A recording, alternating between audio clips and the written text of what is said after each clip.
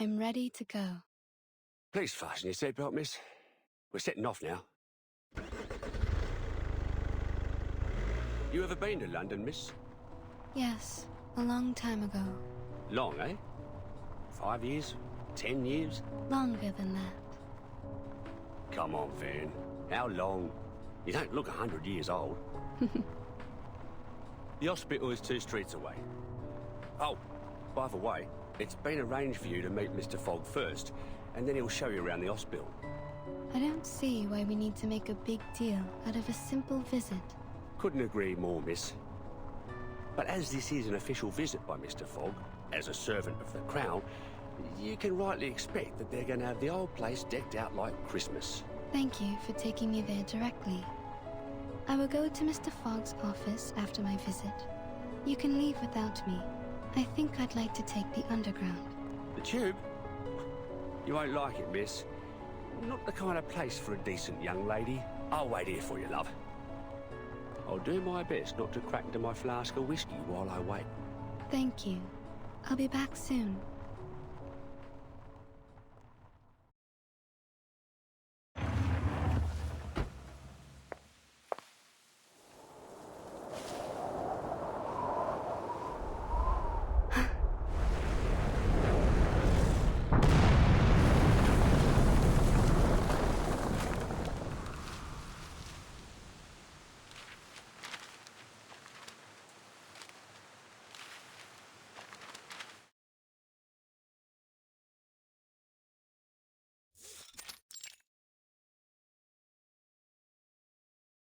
How are things at SPDM, Tooth Fairy? I'm hearing rave reviews about their school physician. I'm glad to hear it. Young children are particularly easy to soothe. A few candies and they'll behave just fine. A little toffee or a nibble of a fruity sweet and they've forgotten all about the Tooth Fairy's taste. A proper dose of sweets serves to calm the nervous system. And that doesn't just apply to kids.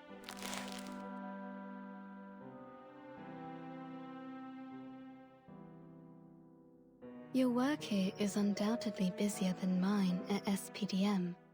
Besides, you're directly responsible for our timekeeper, the little troublemaker. But I am sure you didn't summon me here all for a little chit-chat.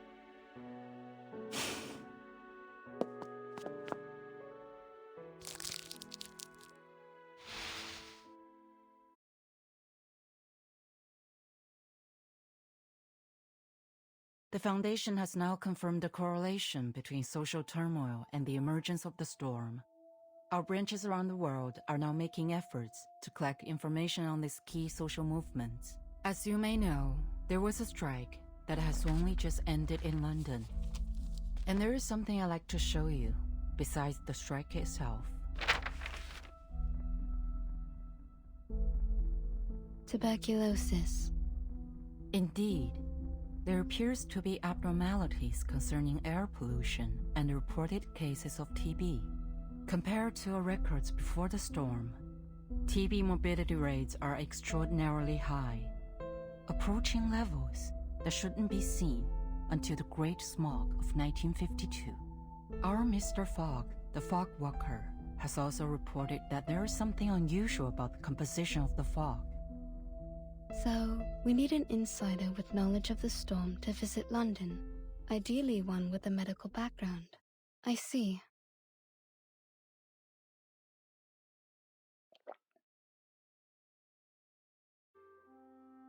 I know, your winter vacation just started, but I'm sure you understand the dire situation we find ourselves in.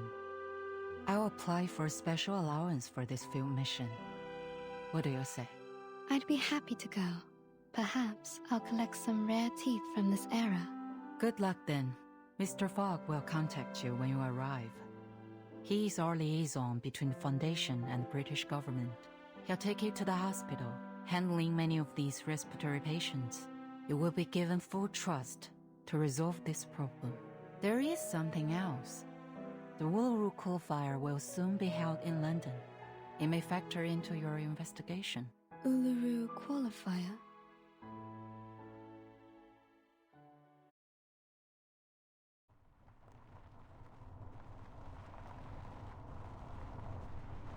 Uluru London qualifier coming soon.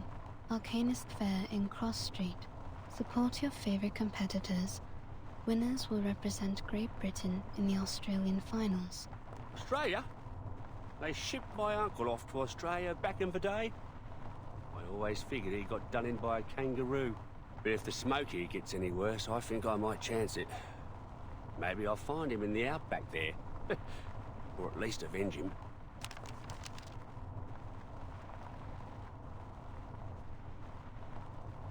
That smoke seems to have severely damaged that hospital.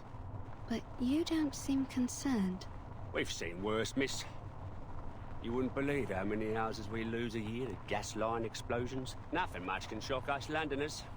It's a city where you can meet arcanists from all over the world. Arabians, North Africans, Indians and Japanese. Who knows what kind of arcane skill they can cast. The police are on the scene now, but can they really do anything to clean up the hospital? Well, police have got their own way of dealing with things. None too friendly. I think you should bring this up to Mr. Fogg. He's one of the few folks that look out for the working man, and he's never afraid of calling out the upper class. I suspect Mr. Fogg will have known before we did. Let's follow the path of this dark soot on the street. Maybe we can find it, or its owner. As you like, miss.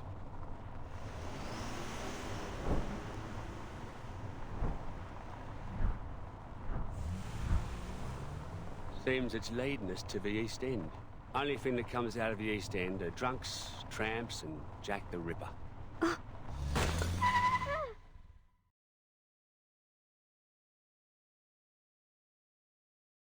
Bloody!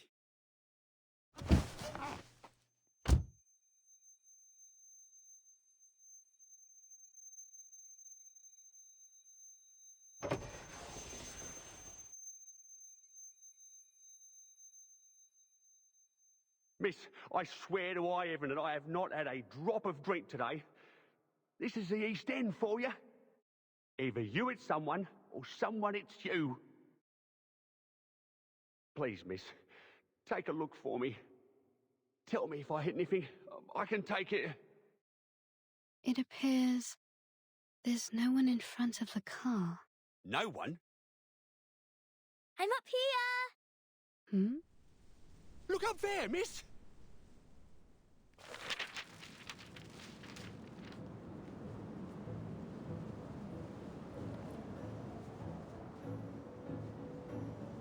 Can you catch me? Huh?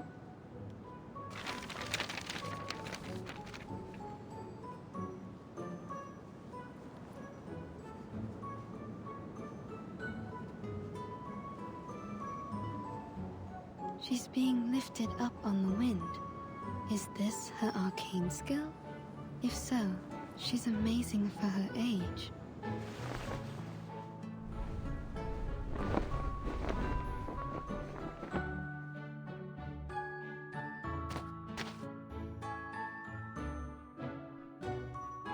You lose. You ain't going to qualify for nothing like that. Are you hurt at all? Why would I be?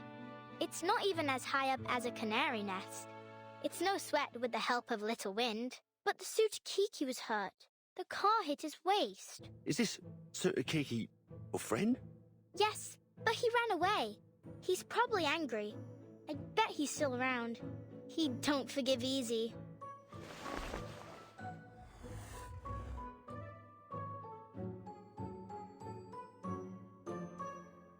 See? Over there. That's the Sutakiki, and I'm Flutterpage. Could you bring your friend out? I'd like to make amends if I hurt him. Especially if he can't work. Oh, he doesn't work, but you still need to apologize.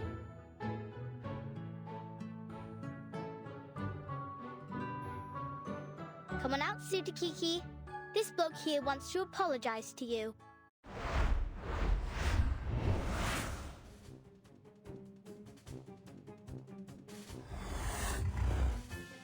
That thing doesn't even have a waist. And he's as big as a kangaroo. His waist is right there. Can't you see? A frightened critter is dangerous. Please stay back, child.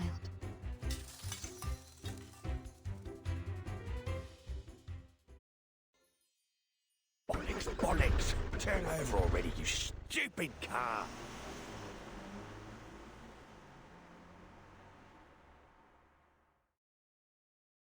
Why did Mr. Driver run away like the Sutakiki? He was worried for his car. If it got damaged, it could cost him his job. Lose his job? Oh, got it. I don't want to lose my job neither.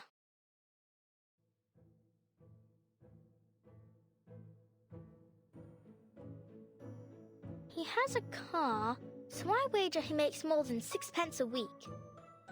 How did he get that job? Can I do it too? I suppose you could, once you grow up. Here, open your mouth.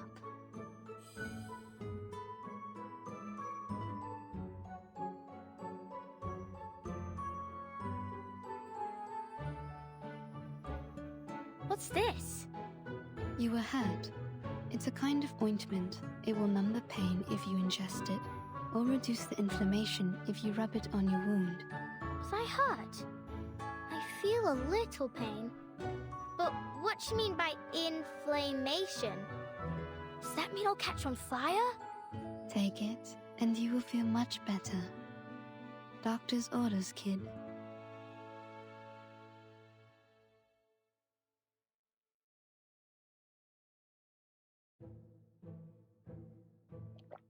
Huh?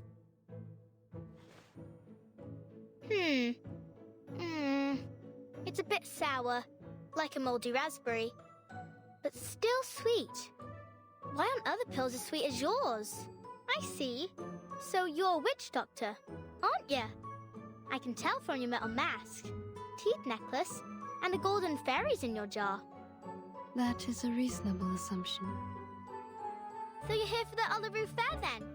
Must be. You even got the flyer with you. Actually, I'm here as a doctor to investigate a tuberculosis outbreak. But the strange black fog damaged the hospital I was heading to. I followed the trace it left behind to this area. Black fog? There ain't no black fog. Around here the smog is yellow, and sometimes I've seen black smoke puffing up from the factory chimneys. But never in Cross Street. As like to be an arcane skill, miss. Lots of us arcanists here. That's why we're all chuffed up for the Uluru qualifiers. There's herbalists, psychics, diviners, magicians. Thank you, Flutter Page. I think I've got the idea.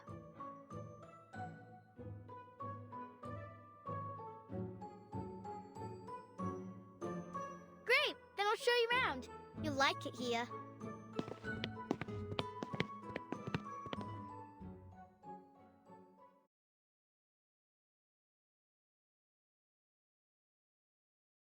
Welcome to Cross Street!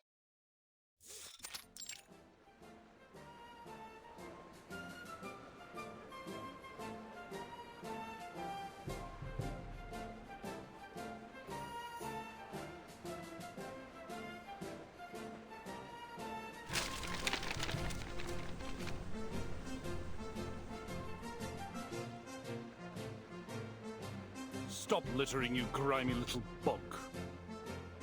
This is the Uluru Fair.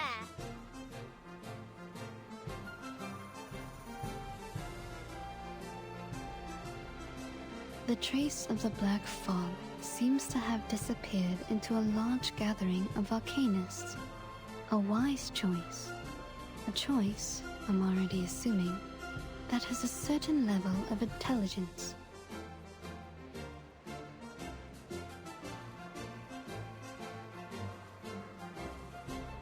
It sounds like a monster, like from tall tales where adults make up to scare us. But I heard people talking when I was sitting on the roof. They say it was born from a smokestack. It does appear to have a similar composition to soot. That's no good for the birds, Miss Doctor. I sure hope it don't come here. I don't want it to muck up the Uluru Fair, or scare the canaries away from the chimneys. What's so special about the canaries? They always know where the lanolin snails are hiding. All I'll do is give them a bit of old bread or seeds, and they find me the snails. It's my snail catching day. Stay right there, miss. I'll be back soon as I finish. Don't go getting off your sauce while I'm gone.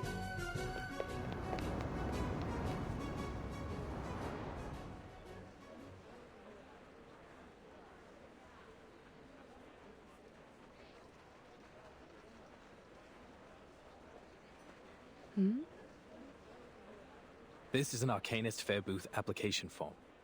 You need only fill this, and get proper approval from the city government. Then no one can bother you. Approval, eh? What's the point? The games will be over by the time they've even looked at my application. Are we entirely certain we even want to hold the fair in these conditions? Don't you think the weather now isn't appropriate for that kind of strenuous physical activity? What else can we do? We need to earn our bread, or perhaps you could clean the air for us, eh, Mr. Fogwalker? I'm doing all that I can. Which means you can't do nothing at all, don't it?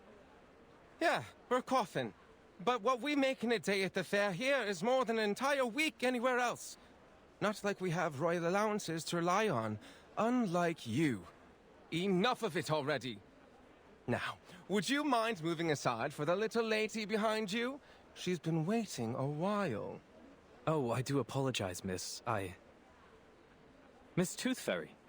I didn't expect to run into you here, Mr. Fogg. The pleasure is all mine, miss. Oh, where my manners.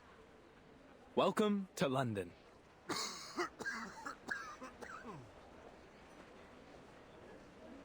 Of course, we were supposed to meet in the office of the London Atmospheric Cleanup Committee. I'd have prepared a fine Indian tea for you, but I was called away to deal with matters here on Cross Street. It's a happy coincidence that you popped by. It will save us both some time.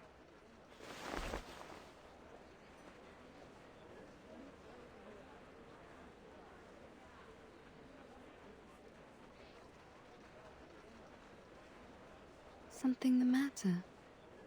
You mean the air pollution? Not precisely, no. Though one could say the problem is related. In fact, it seems just about every one of our problems comes down to these sticky contradictions. For example, contrary to good wisdom, the people of Cross Street have opted to continue their fair, despite the obvious dangers of the fog. That's just unreasonable. You're the unreasonable one here, mate. Stop the Uluru Fair on account of a bit of fog. Fog in London. Should we cancel if there's water in the Thames next? Citizens should be made aware of the harm caused by fog, and reduce unnecessary outdoor activities. Pardon me, you lot government officials?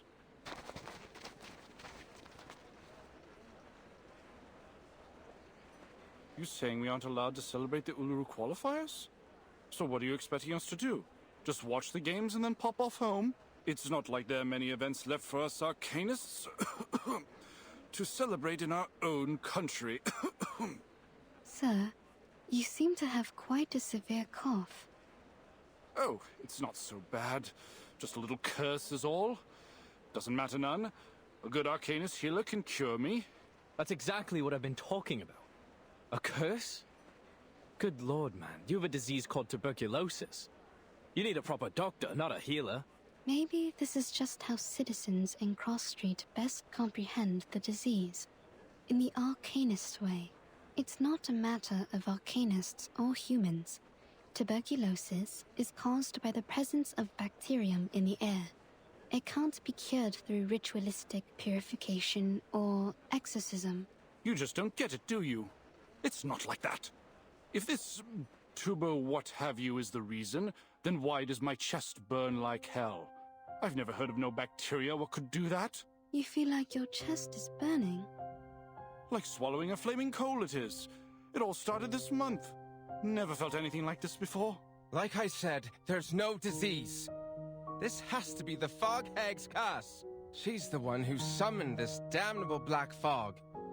She used to be a toad before she was thrown into an alchemist's cauldron and came out as a twisted old hag that haunts our street. Could you tell me more about the black fog?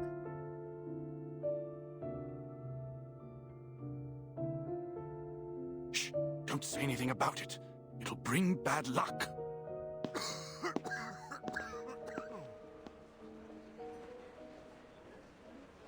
So now we have a fog hag? What's to come next, I wonder?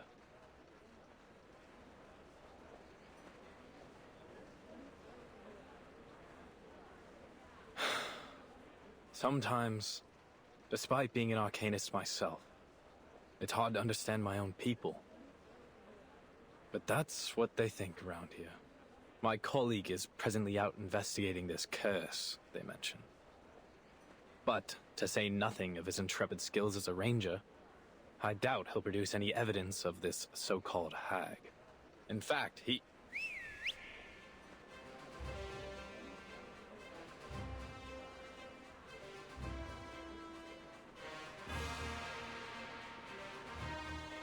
Arthur, a little help, mate. We've got trouble.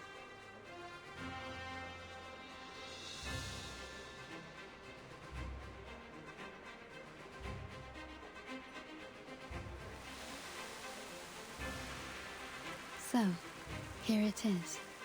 What's that after you now, old hat? It's the Black Fog. Seems I've startled it, and now it's sent our critters into the streets. Steady on. Let's charge like soldiers of the Great Emu War. It's the hag. The hag's curse is coming for us. Those nasty critters are coming from her garden. Run!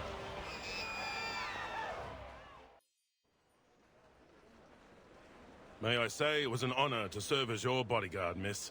I'm Brimley, the ranger colleague of my mate here, Arthur Fogg. I wasn't hurt. Thanks to you.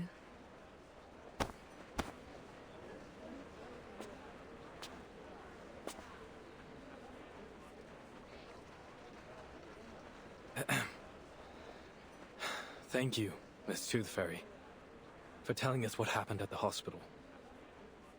We ought to make a summary of our investigation so far.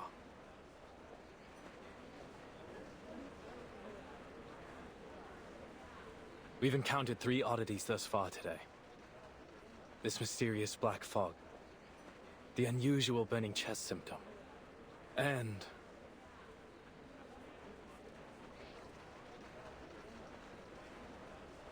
this so-called fog hag living on Cross Street. Well done, mate. You did it. You said it out loud. We may just break the ice of your soul yet. I'm only doing my due diligence by quoting the title verbatim. Back to the topic.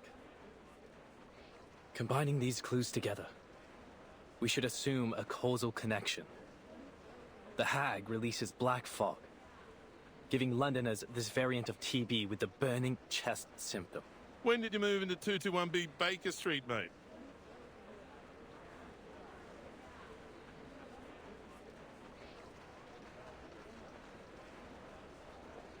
It's a reasonable speculation.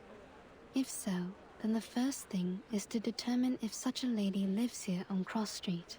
We'd better pay her a visit. If you insist, Dal. I can already confirm that for you. She's here, all right.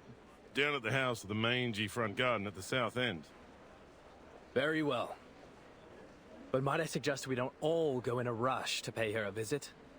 We know nothing about her, or even whether this hag is a danger. Oi, Miss Witch Doctor. You done talking to Mr. Fogg and Mr. Hat? Flutterpage, where have you been? Wasn't you listening? I was off catching snails, with a bit of help from the canaries.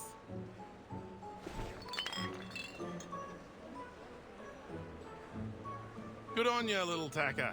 That's quite the harvest.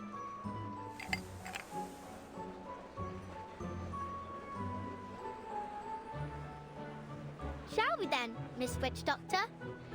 Where are you taking me? Thought I'd show you around Cross Street. Figuring since I'm the best guide here. Are you? Then, do you happen to know about the house at the south end of the street? Sure do. Actually, these snails are for her. You can tag along with me to see her if you like.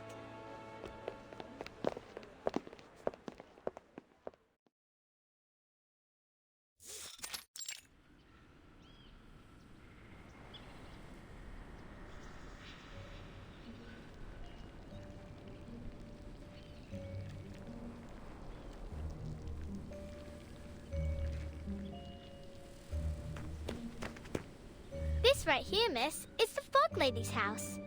As you can tell, it is a very big, big house. Not like mine. Mine is small, but very high up. Steep, tilted roofs, sash windows. It's very Victorian. Oh no. Her name ain't Victoria, miss. At least, I don't think so. No.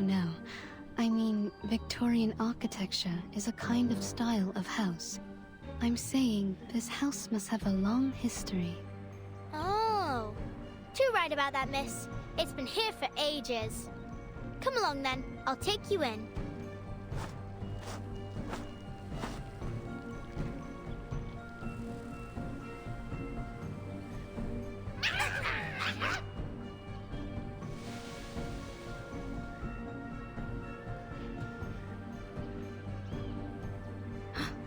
Are these her critters? You lot are hungry today, ain't you?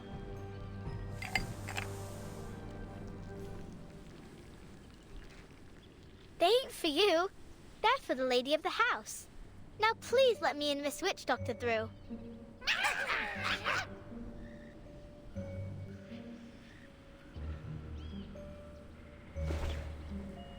Sorry, Miss Witch Doctor. They was much friendlier before. You've been here before? Yep. They always let me in straight away. No clue what set them off this time.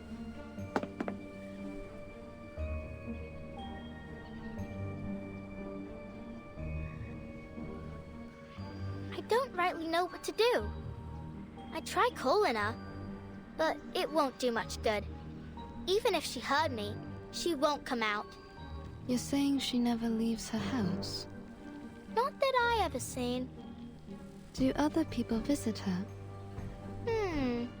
No. But you visit her often? She likes when I bring her snails. You think she eats them? All I know is I gave her snails. And then she asked me to stay around her house for a while. When she's not in a sour mood, she even teaches me some words for arcane skills. But if she is sour, then all she does is hand me some books, and I can't even read most of them. Don't go asking her too many whys.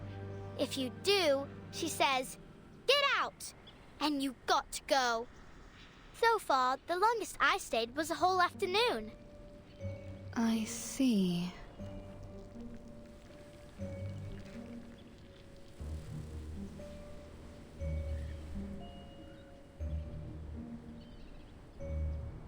Maybe I'm the reason they aren't letting you in. I'll just stay back here. All right, then. Stay there and I'll tell her about you, miss.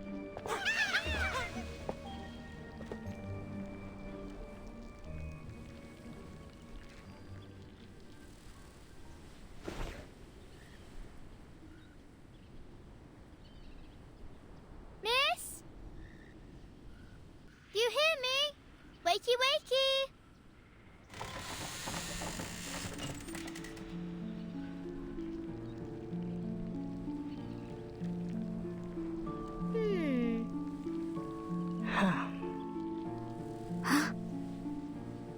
Here you go, miss. A fresh batch of snails.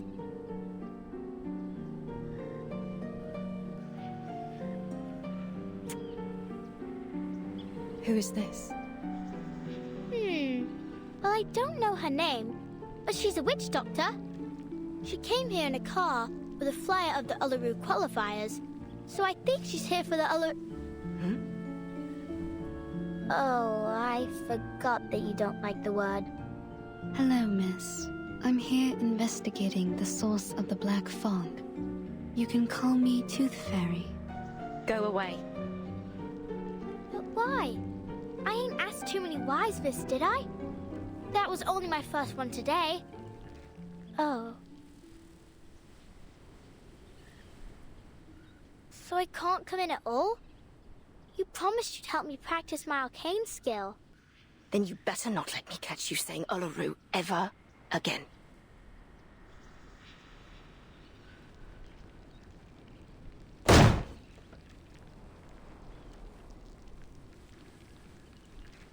Aw. left me a book. Look, it's got a carbuncle on it. Come here, Flutterpage. Are you all right?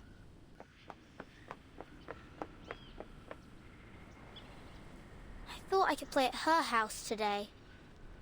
Would you like to do something else? Like what? Like, see your new friend, Mr. Hat? Mr. Hat?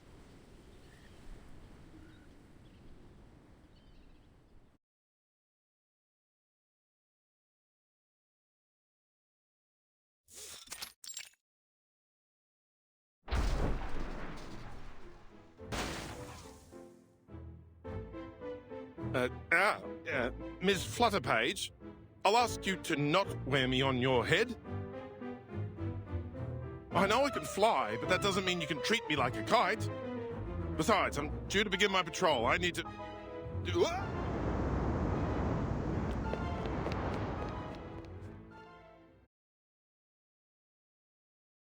That gives us some time for business. First of all, allow me to express my respect for your adventurous spirit. A haunted hag mansion whose owner feeds on snails. To visit her so quickly on your own initiative was a bold move, Miss Tooth Fairy.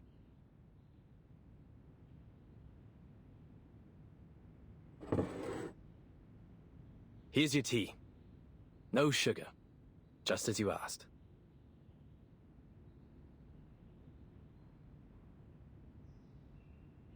The connection between this lady and the Black Fog will require further confirmation. However, judging from our encounter, she doesn't seem to have much concern for the world outside her home. I also noted that the word Uluru seemed to irritate her. Uluru?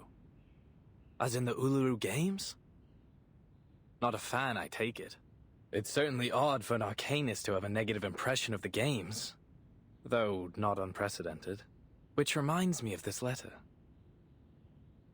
I suspect our fog lady might be glad to hear it.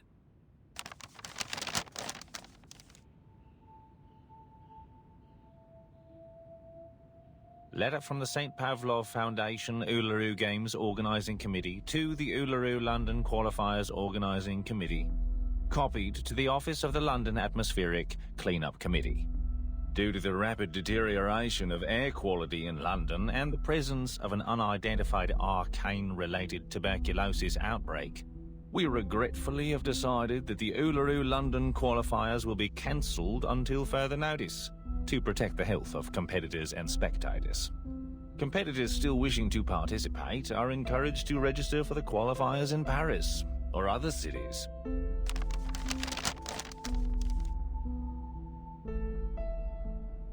I received this shortly after submitting my report concerning the events on Cross Street. They're right. It's better for everyone's health. No objections here. But it's certain to cause a stir. Miss Tooth Fairy, you saw how passionate the citizens were about this event. What it means to them. They'll eat us alive when we announce this. So much more so that it's cancelled because of air quality. The firm will not be pleased, I can assure you. This great city will be the laughingstock of Europe. If not the entire world. Unless there's a way to clean the air in London. Perhaps then I might convince the Foundation to reconsider. Mr. Fogg, there's only 3 weeks left before the qualifiers. It's a serious effort just to address the smog over London, let alone this new black fog and the disease that has come with it. 3 weeks. 1 for making plans, 1 for enacting said plans, and still 1 more for the final procedures.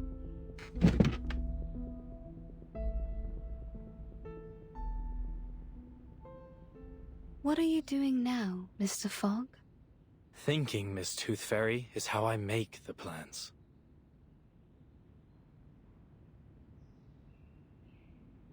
Forgive me for interrupting, Arthur, but I had to call off my patrol earlier than expected. I'm afraid I need a favor of you, Miss Tooth Fairy. Hmm? Would you mind helping us with some of the sick? After that black fog rolled through, patients with this tuberculosis variant seem to be multiplying as fast as hares in the Great Artesian Basin.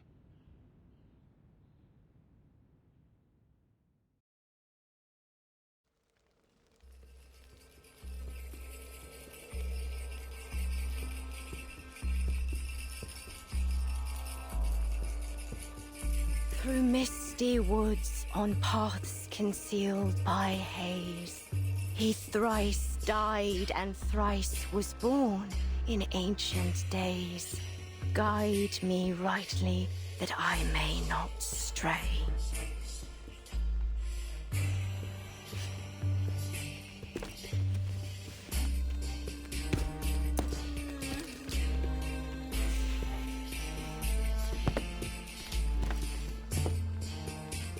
Flowers bear fruit, and beasts give offspring's way. With eyes of fire, pierce through the cloudy maze.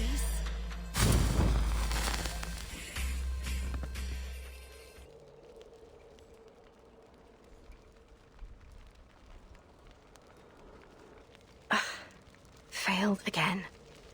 Damn it.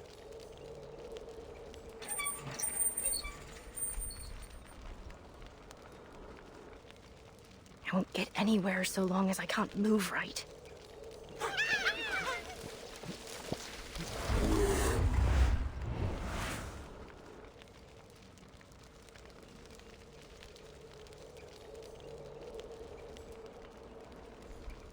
Enough! The last thing this haunted old place needs is another crazy creature!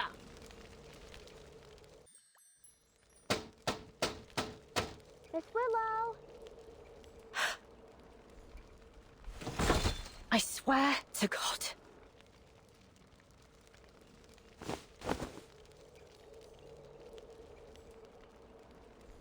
Whatever thing you are, don't think I won't strangle you to death with my bare hands.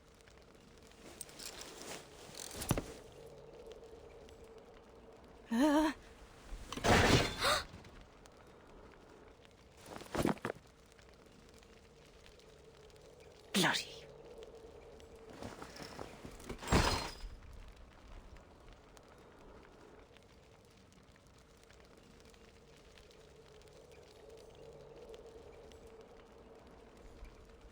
You. What are you doing here? I only wanted to show you the arcane skill you taught me.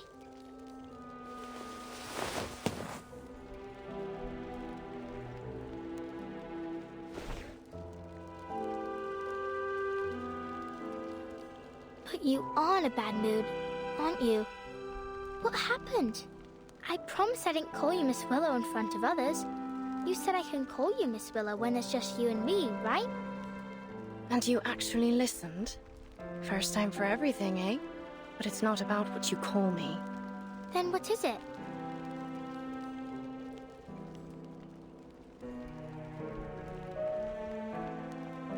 Let me help you up. I don't need it.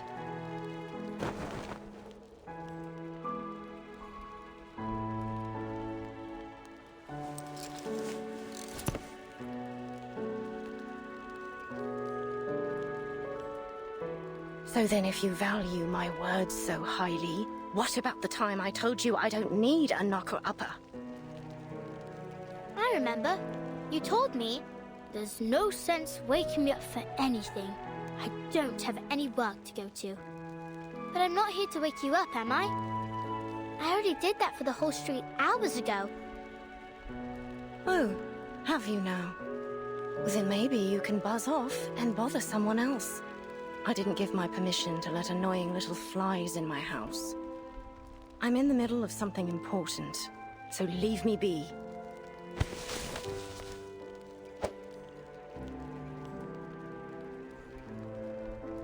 Just one more question, miss. I'll be quick. Miss Tooth Fairy and Mr. Fog say you made people sick with the black fog, but I know you didn't do it. Did you?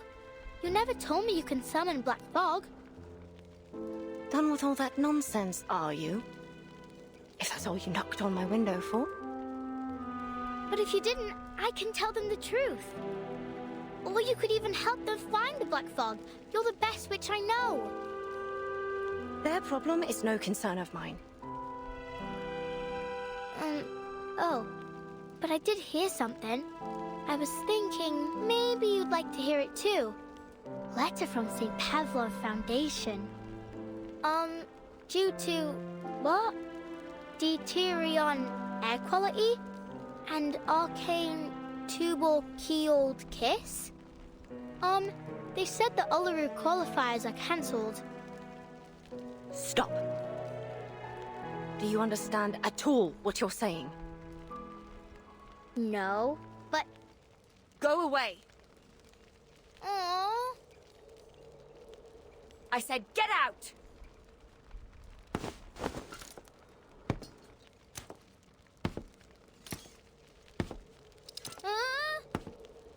You know what I don't want to hear, eh, lass?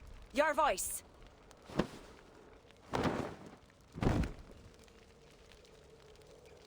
And your infernal knocking. Ah! Don't you never take another step into my house. Never.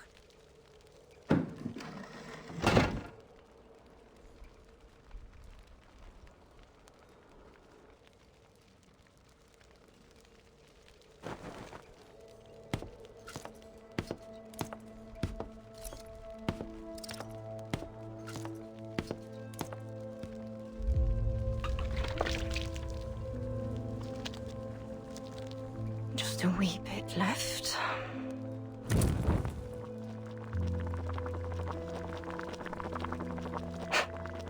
Eat snails?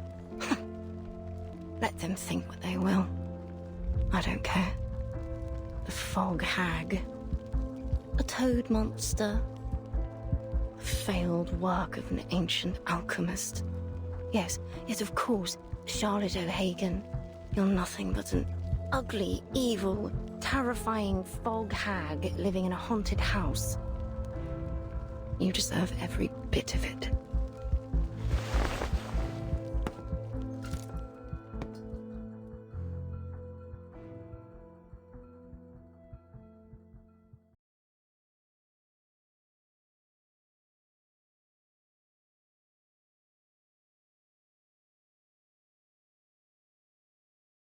What an age.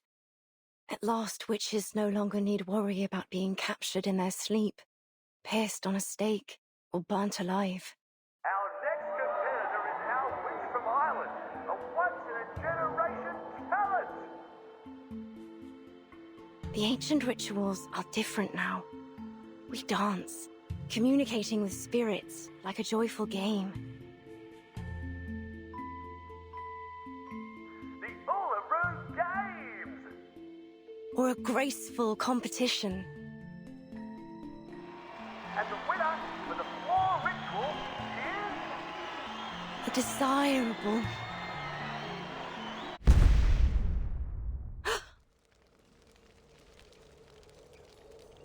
I left the pot on.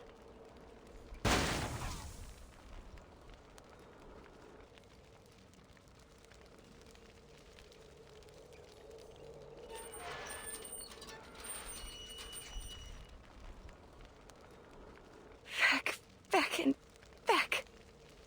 Fit for the rubbish now. Rubbish.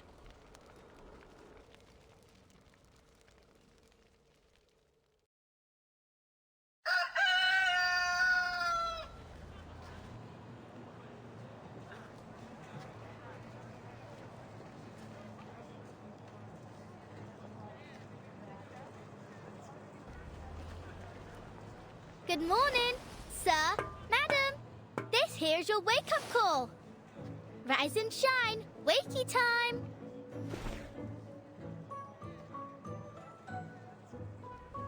Enough! I said enough with the gal. I'm already awake, ain't I? So stop buzzing around.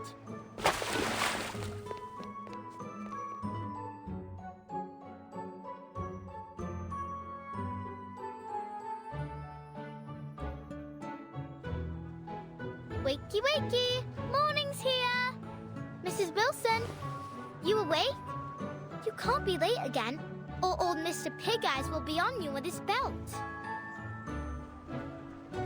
What happened?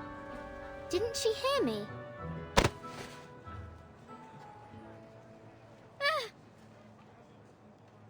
Oi, who did that?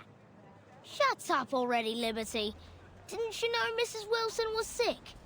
She's sick? What's wrong? Doesn't hurt like swallowing a burning coal, does it? Who told you that? Yeah, maybe. Plenty of folks have been getting that too. My dad says it's a curse. It's not a curse, dummy. I'm no dummy, Liberty. You are, believing anything what that hag told you. She's a dirty, ugly old liar. And she's the one who cursed everyone here. She's a toad what can't get out of her house to see sunlight, and decided to curse us all just 'cause she didn't like the fair. Have you gone off your rocker, Freddy? Just leave me alone. I got work to do. That's work, eh? You call knocking on people's window work?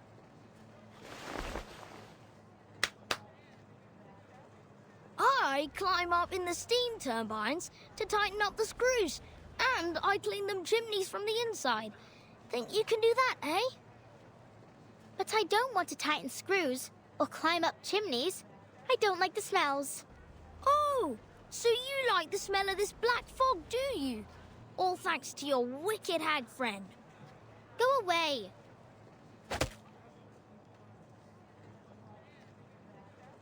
Ugh.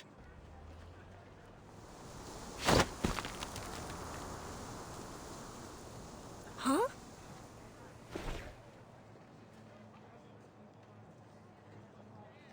What the? The fog lady taught me this. Lady? You mean that hag? I should have guessed. You'd be that ugly toad witch's apprentice. You're not my friend anymore.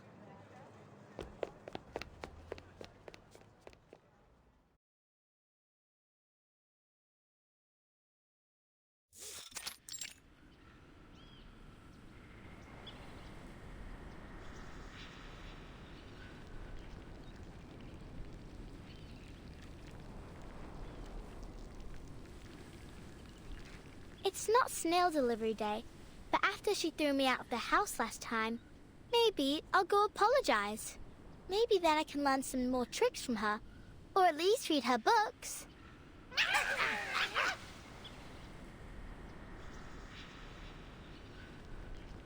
Hello, hello. Now, why didn't you let Miss Tooth Fairy in last time? She's not a bad person. She even gave me some flying medicine. It was sweet and sour. You think Miss Willow's lonely?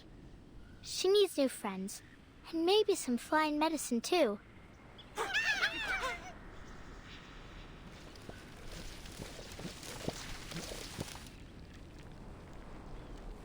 But this time, I won't go through the window.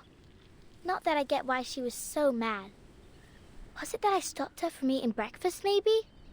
Well, time to figure it out. I bet if I walk in from the front door, she won't be so angry.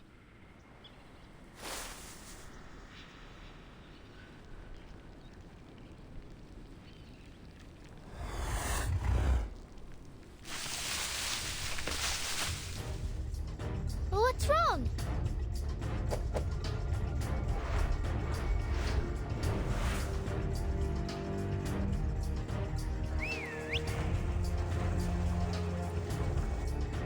Miss Flutterpage?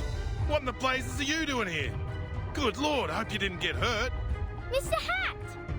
Miss Bartley, I'd advise you to please stay a safe distance back. No. Just look at the state of this garden. Oh, Charlotte, what have you been through to fall this far?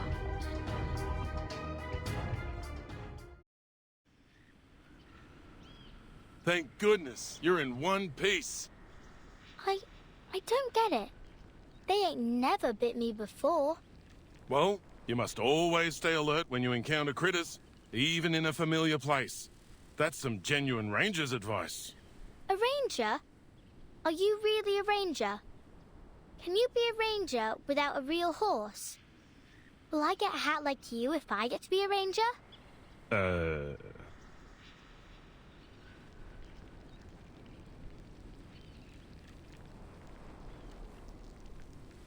Hi, miss. Are you here for the lady living here?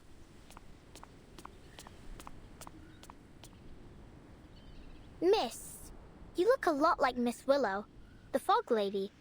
So straight and proper like a swan. Miss Willow, you said?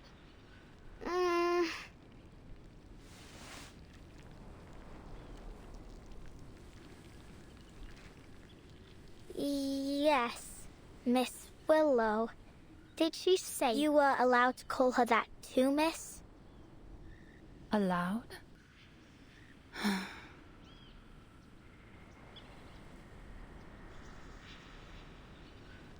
What kind of nutter has she become? Thank you for taking me here, Mr. Brimley. I can handle the rest myself.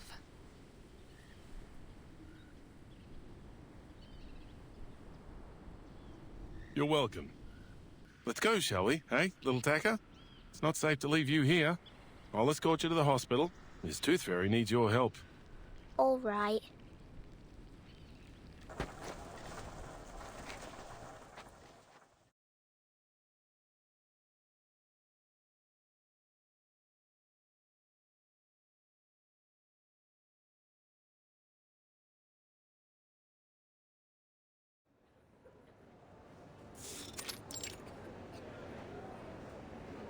I thought a hospital was a big building. This is more like a fair. Only with sick people.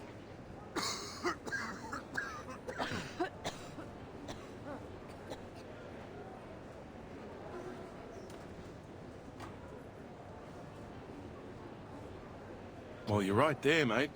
It's not your typical hospital. Arthur's calling it the London Emergency Relief Centre for Special Tuberculosis Patients. But it's still kind of a hospital, ain't it?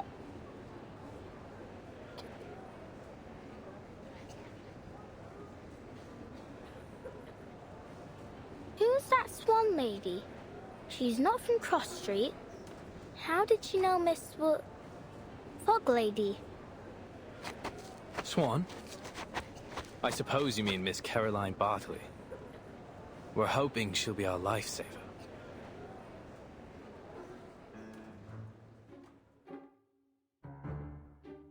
Lifesaver? Exactly so.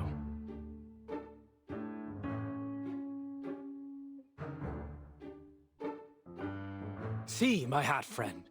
We civil servants can actually accomplish a thing or two. We found Miss Bartley, a shining star of Uluru, a talented competitor, and above all, she's an insider. She arrived in London days ago, looking for our fog lady. She claimed to be an old acquaintance. Some luck, isn't it? If she can figure out the connection between her, the black fog, and this fiery TB... Oh, speaking of which, that Miss Willow truly has a special name. Heh. What are you laughing at? How long have you been up, mate?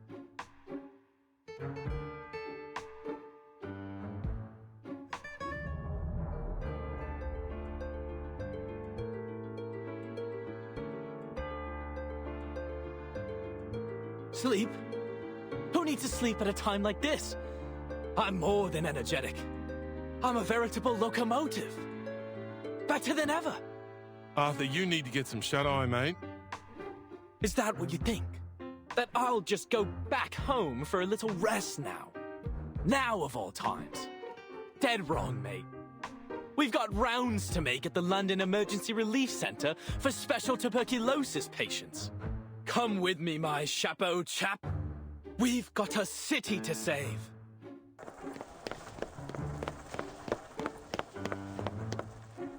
Oh, all right. Miss Flutterpage, go find Miss Tooth Fairy, would you? She said your arcane skill might be of some help.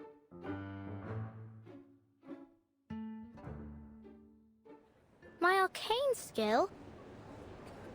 Help? How can I help a witch doctor? Maybe Miss Tooth Fairy will tell me. But where is she?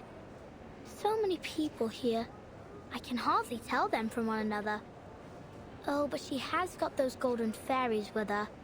maybe I can see them. Like how Miss Willow taught me. To control the wind, you need to learn to see it first. Can you see the wind, lass? Only when it's blowing something around, like dust or old paper. But I ain't got nothing like that with me now. I used all of it when Freddy tried to catch me. Is there anything else I can use?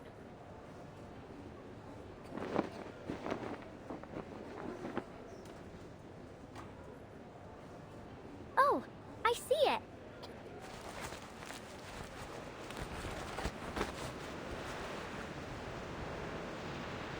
What with this wind, eh? Where's it coming from? Oi, me hat! Please, is there any good Samaritan who can spare a blanket? Oh, God bless you.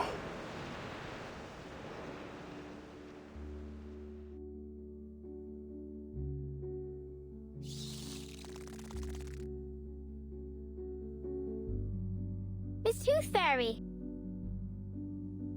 Butterpage, there you are.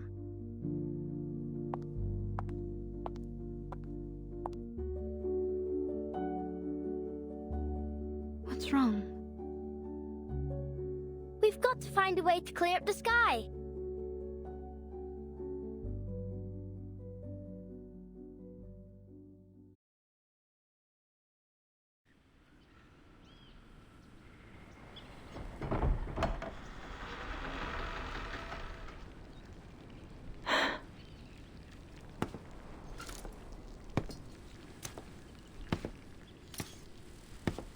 It's been near a week.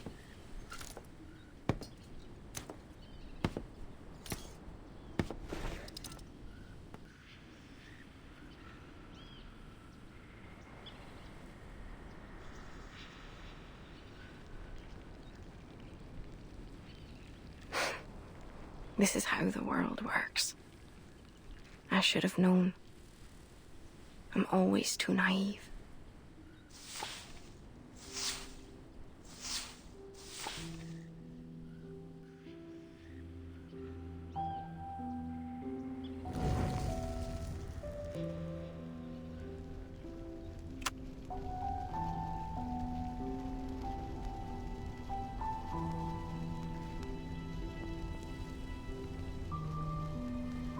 A dead mouse. Classic. Sure to disgust me.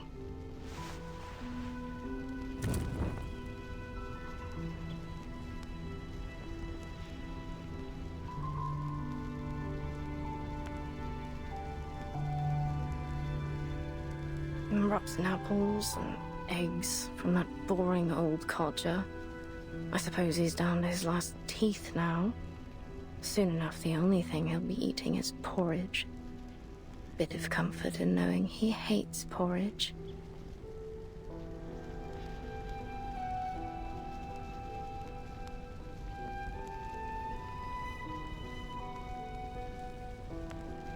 Hands burnt by steam.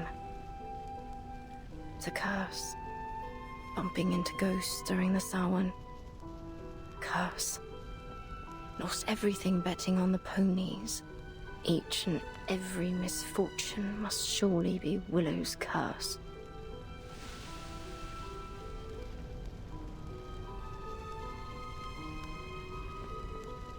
Superstitious fools.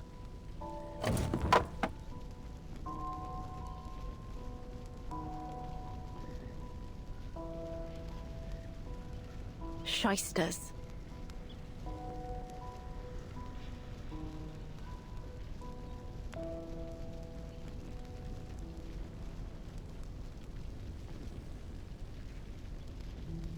Brats.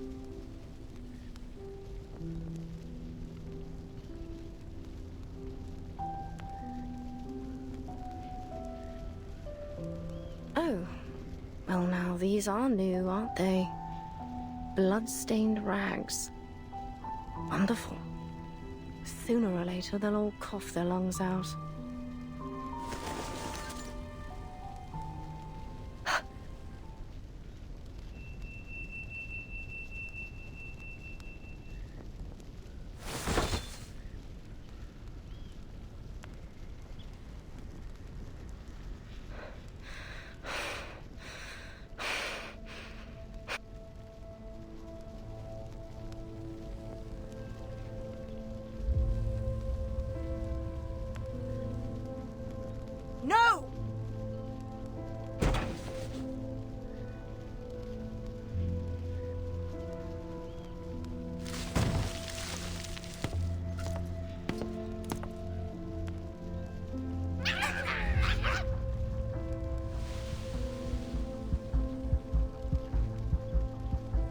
Away with you!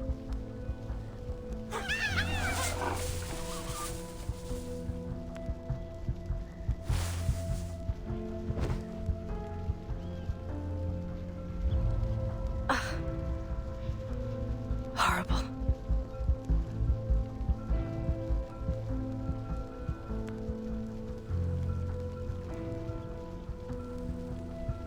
No, I don't need to cast my arcane skills. Stand up. Stand up. You loser, you.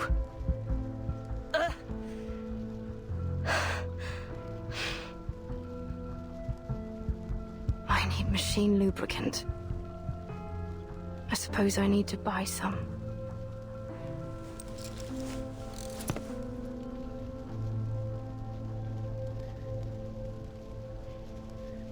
I can do this. I will do this. All by myself.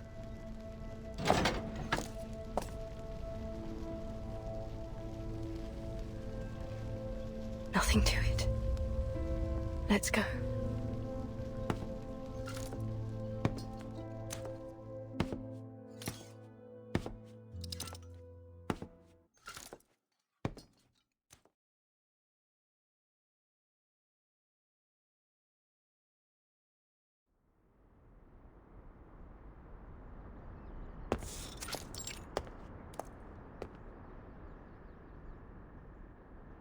Shop closed due to illness, while the owner has gone to Miss Tooth Fairy for treatment. Please leave your name, order, and address on the list below, and we will deliver it to your home as soon as the owner recovers.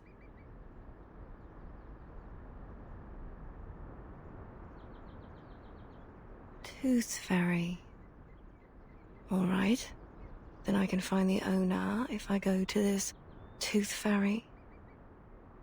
Is she some kind of doctor, then? Not that she could treat what ails me anyway, eh? What other shops might sell canary saliva and lanolin snail's slime?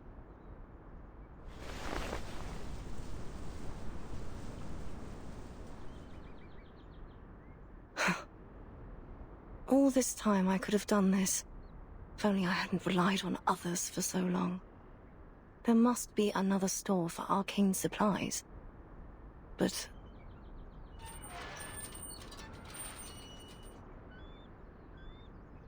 I think I need to lie down.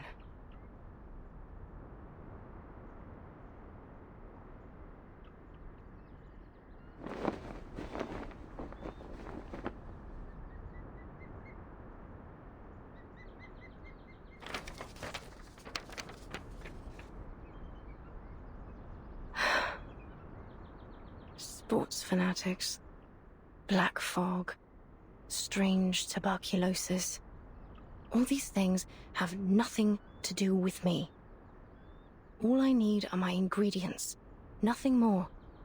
I ought to just order what I need as a home delivery.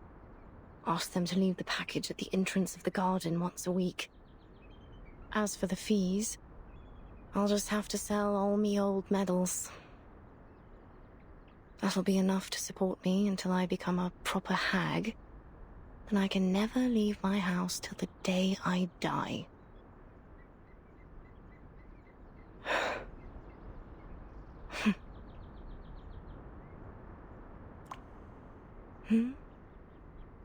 There's something dark rising up from the water. It's nothing special. A bit of old rope, or an old boot. Why can't it be a swan? A black swan here? Really? That's why you ought to go out more often. Else you'll miss these precious moments. A chance to see something special, like a black swan. Look at it. Some creatures are born with these smooth, pitch-black feathers.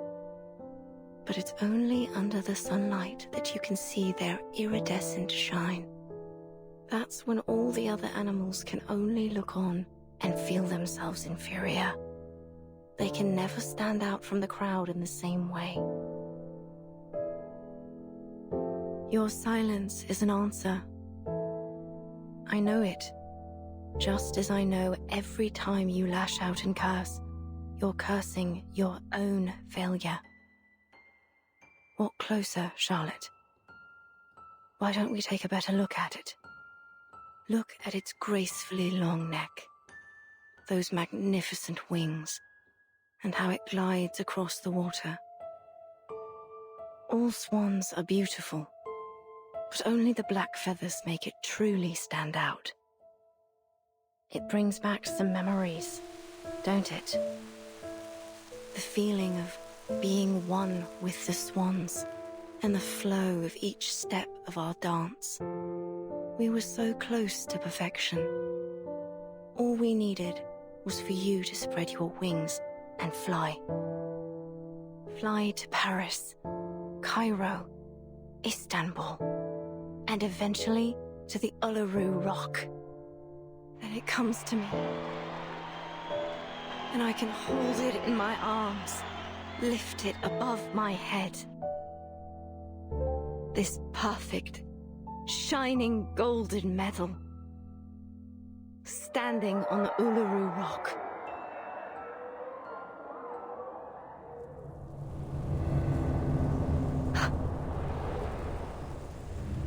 Miss Willow, but what are you doing out here? You've got to move. Black fog is coming straight for you. Ignore the noise. Eyes on the swan.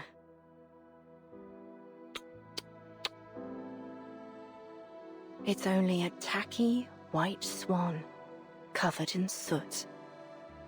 How ridiculous it looks now, wearing that false disguise. The poor thing, it must have been covered accidentally. Miss Willow, why are you looking at that swan? It's dead. Of course it's dead and gone. That's right. What kind of swan would want to be with something so ugly and stained? Of course it's ended up alone. Died alone. What else were you expecting? You didn't really believe that spread your wings and fly bollocks, did you? Hello? Can you hear me, Miss Willow? You ought to thank the black fog for lifting your illusion. Now you can see it rightly. You're not some special black swan that was born to greatness. You're nothing but... Miss Willow, what's wrong with your leg? but a cripple. Come back for the pig.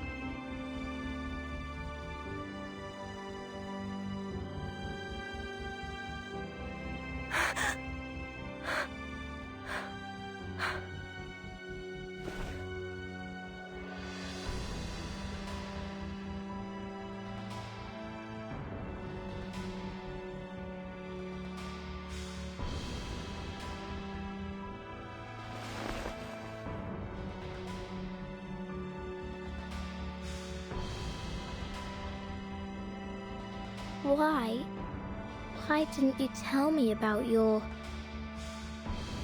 You're much stronger than I thought, Miss Willow, if you allow me to address you as such. Leave me be. I'm going home. I'll walk you home. I got you. Miss Tooth Fairy and I was just chasing after the black fog, but I can walk you home first. I just want to go home.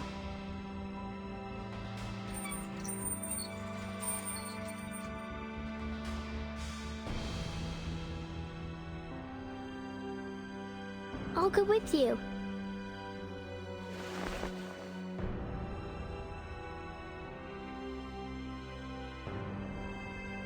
Flutter Page.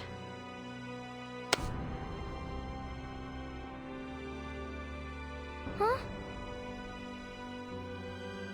Stop following me! Miss Willow! I just want to go home!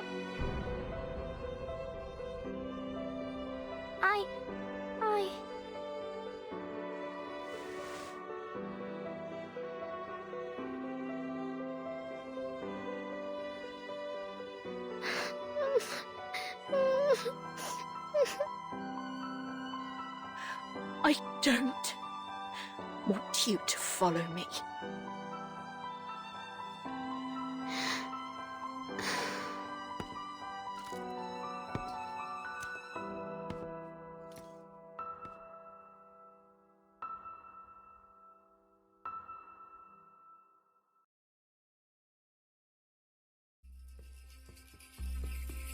The floor ritual is one of the most popular events of the Uluru Games.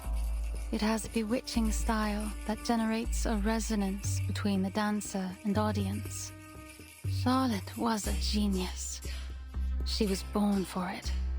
And God has sent her a coach covered in dark feathers and skilled in ancient Celtic runes. Coach Raven taught her the primal witch dance that ignited a fire within her. At least, until that tragedy 10 years ago, which took her leg. Coach Raven had given her a pocket of flower seeds as a reward for all her diligent practicing. It said they were from the druids in the forests of Glastonbury. I guess she planted them around her house and got this garden. Now all these bizarre plants share the same strange air with their owner.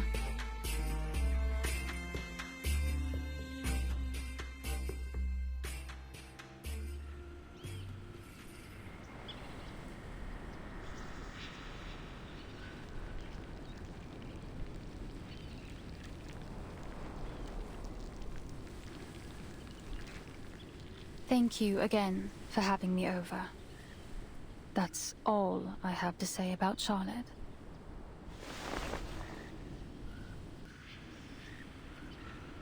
What's a druid? Is it a place? Do they have canaries and snails there? A druid isn't a place. It's a title. An identity. Identity? Oh, like a name. Just like Flutterpage, right?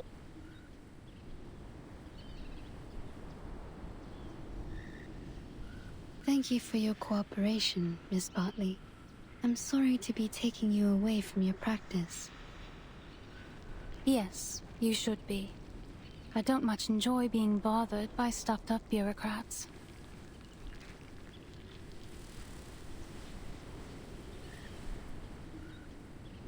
But if you ask me,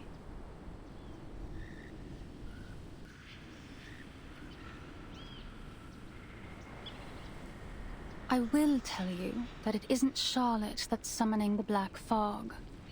I stand by that. I swear it on all my honor as an Uluru competitor. We're witches, but not in the traditional sense. We practice witchcraft to win medals instead of summoning devils. We trust you at your word. It seems like that concludes our investigation into this fog hag. Thanks again, Miss Bartley. Miss Tooth Fairy, if you do want to thank me, mind doing me a favor?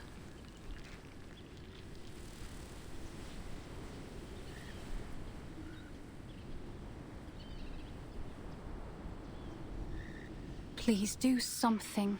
Anything to bring her out of this hole she's dug for herself. Whatever you do, break down her door, drag her out by her hair, even blow up that old mansion. Just don't let her hide in her stupid house. She'll let you inside now. There's no longer any power preventing you. I can sense it. You know this place well. Have you visited her here before?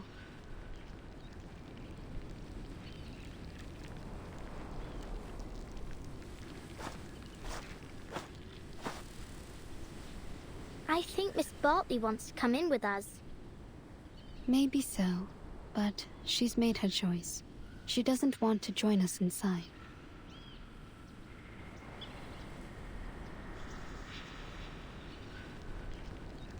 Let's go, Flutterpage. We still have work to do.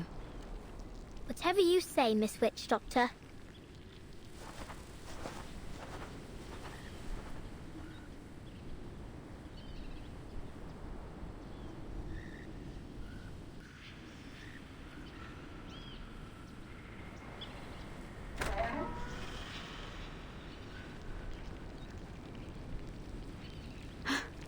door isn't locked. Let's get inside.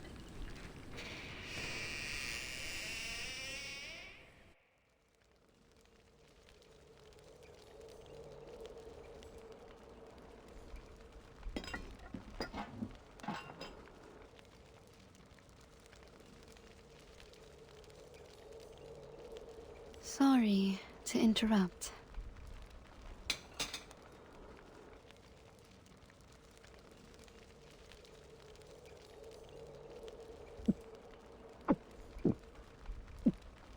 Diets high in sugar and fatty oils may well lead to stomach illness, Miss O'Hagan.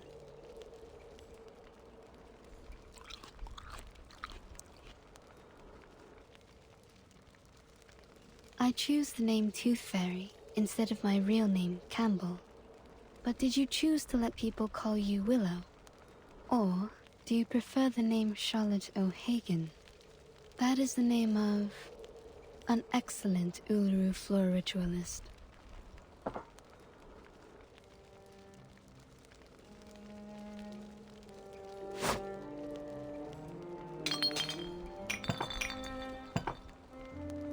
Tooth Fairy. Some kind of doctor, right? I think your prescription is a little fuzzy. I'm no athlete. I've only got one leg. This Charlotte has nothing to do with Willow. Just like I've nothing to do with the Uluru Games. So far as I know, the Uluru Games do not exclude people with disabilities from full participation. To be sure, but only if you enjoy parading yourself around for embarrassment. I think I'll pass, thanks.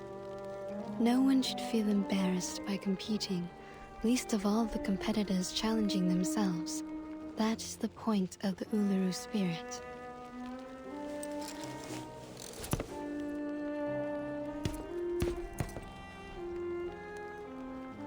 Excuse me? I don't remember having asked you for a running commentary. I'm sure you already know the answer in your heart. You have wisdom and experience. Who even invited you here? It's time you leave. I'm here representing our mutual friend, Flutterpage.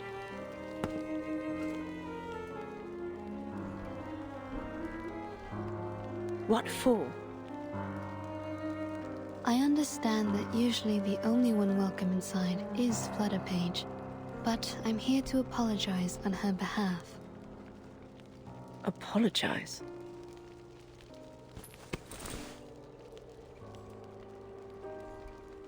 What's this? An apology gift. She ran off a little before sunrise to collect these for you. She collects these arcane creatures you use to make the lubricant for your prosthesis, right? But she's afraid that you'll get angry at her again, so she asked me to give it to you. Oh, I see. Now I'm the hateful, angry, wicked witch. No, you're not. The things that these people say about you, they aren't true.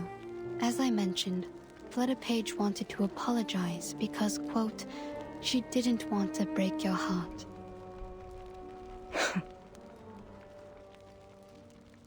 Miss Bartley has told her many things about you.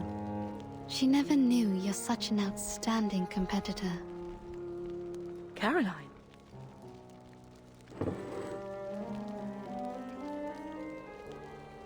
So, will you accept her gift?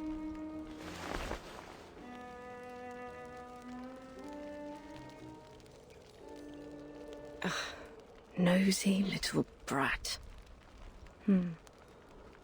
Where is she now? In the temporary hospital? You want to see her?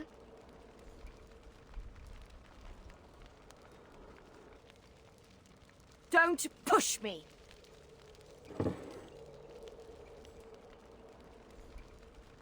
All right, it's my own fault. I shouldn't have treated her that way. That what you wanted to hear, is it? Fine, then. You'll have what you want. Just take me to her. She's waiting by the door. What?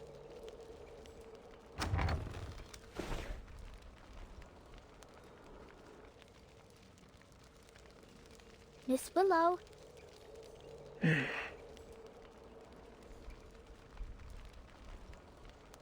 Fine. Come on in then.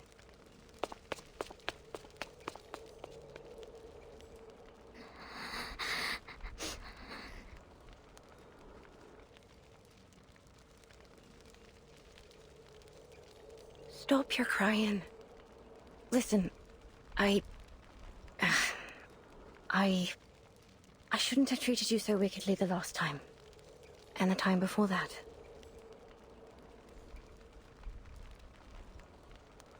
Now would you stop that crying? At least not here in my...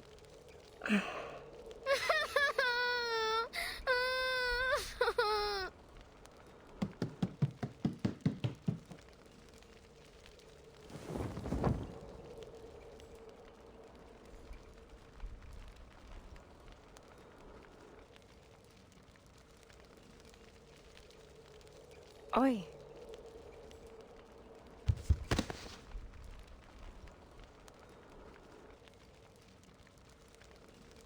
I'm sorry. I'm really very sorry. I swear I won't break into your house no more. I'll only come in when you let me. I'll do anything you ask. Say anything you need me to say, miss.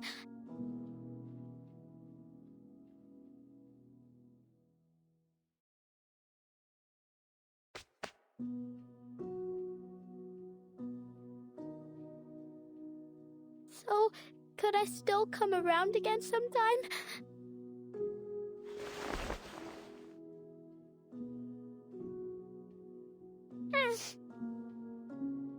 Stop your crying first, lass. Okay, I'll stop crying.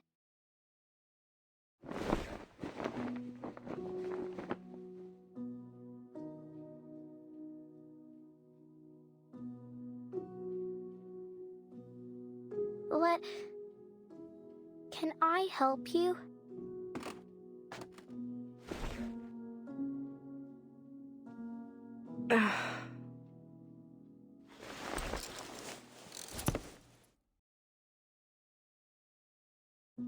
Enough. Enough. I've had too much of this for one day. Would you mind if I politely asked you to leave? You do have a black fog to chase after all, don't you? Just so you know, it truly has nothing to do with me. Miss O'Hagan. Call me Willow, child.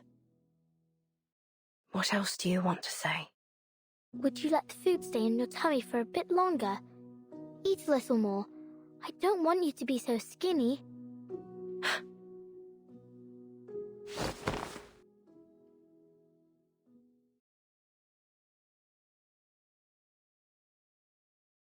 All right, now leave me be, please.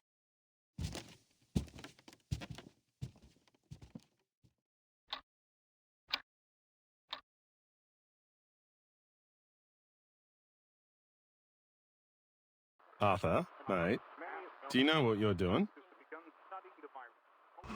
Go on, then. Be a little louder. May as well let everyone know a trusted servant of His Majesty's government and his talking hat are hiding out in a pile of litter. Oh, that's what you're worrying about? I guarantee you, no person in their right mind will think that a brilliant mind such as yourself would decide to hide in a rubbish pile pretending to be a potato. Ha ha. Since when did you become a comedian? I learned from the best, mate. Once I'm back in Oz, I hope to be awarded the title of Duke of Sydney Slapper. Not that anyone gives a toss about titles of nobility back home. We've got more important things to worry about in the Redlands down under. You know, Brimley, old chap, you don't have to be a duke to be above people. All you need is someone tall enough to wear you on his head. Bloody oath, mate. Like I'd let anyone pop me on their head. I'm an intelligent being, not a bloody accessory. Shh.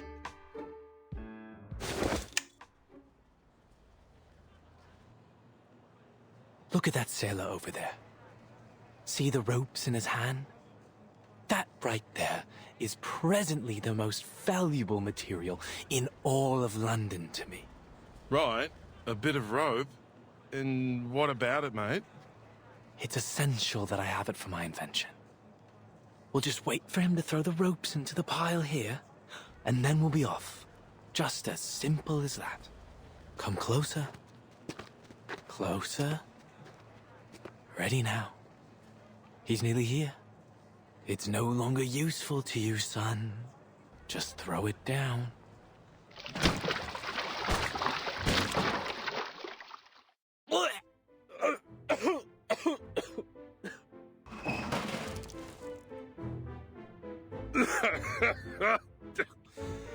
Mate, there's a lot of good that's come of being awakened. I treasure all the adventures we've shared. But I'll tell you right now, I wouldn't have awakened if I knew I'd end up in a rubbish bin covered in fish guts. Just a little mistake. Just a little mistake. What are all these for, exactly?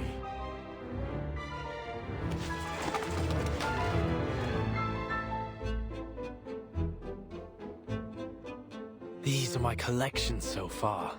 A klaxon, a watering can, a fishbowl, and... a chamber pot?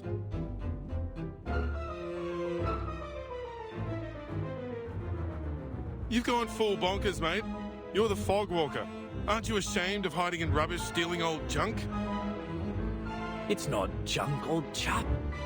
Every piece here will be invaluable to our work.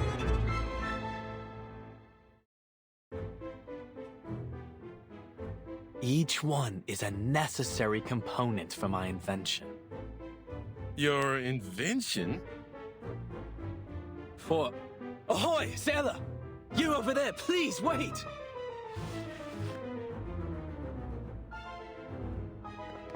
Would you mind terribly leaving us those old ropes you've got there? Good lord, he's bound for the sanitarium at this rate.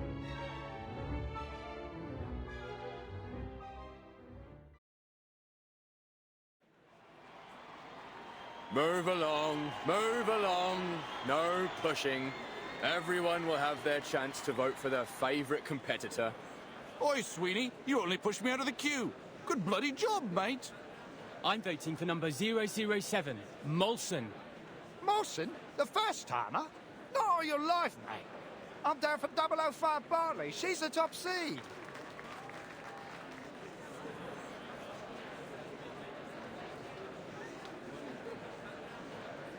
Days to the qualifiers. Vote while you still can. Oi!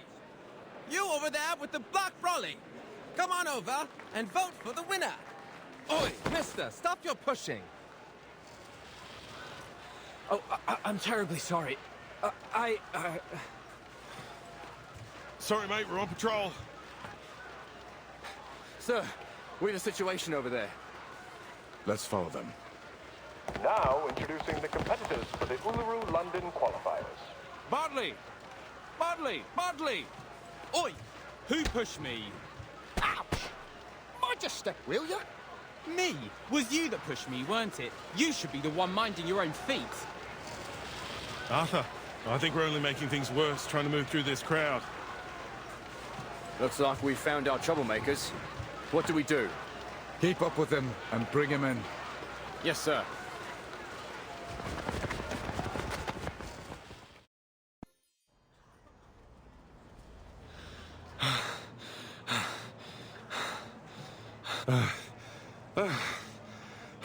Arthur, next time, don't get me involved. I think I'm feeling sick. But he gave us the rope after all.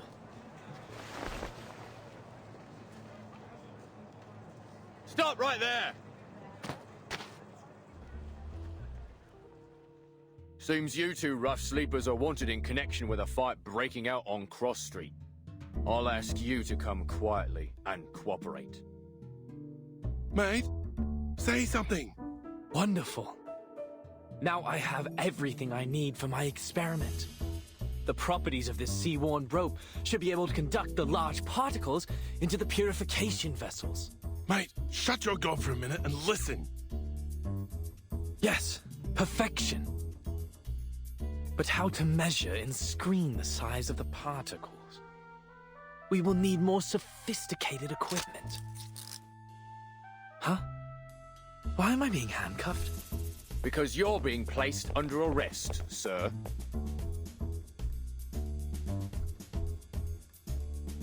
Wait a second. Mr. Fogg, is that you? Bloody hell! Are you seriously telling me you recognize Fogg before me? How many talking hats do you know? Terribly sorry, gentlemen. I might not have recognized you through all this fog, were it not for that iconic umbrella of yours. Oh, naturally. Just as I've somehow failed to recognize the two ignoramuses that tried to handcuff a hat.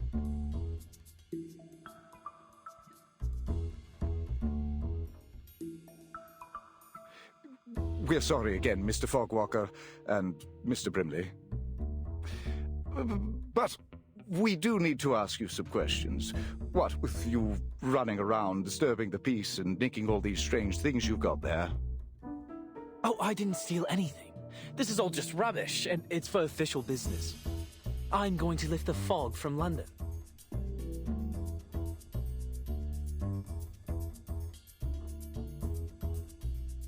I see.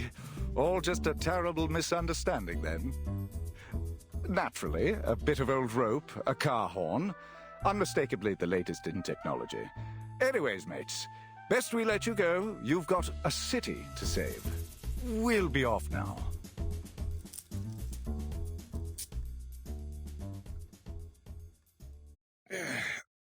Glad that's over.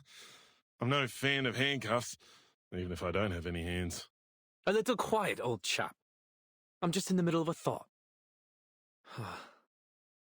How might I assemble it? I'm sorry, mister, but I just heard what happened. Huh? Huh?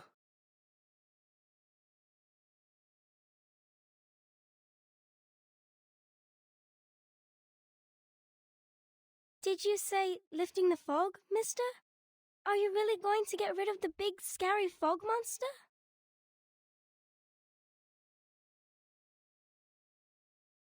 Will that mean you can cure my mummy?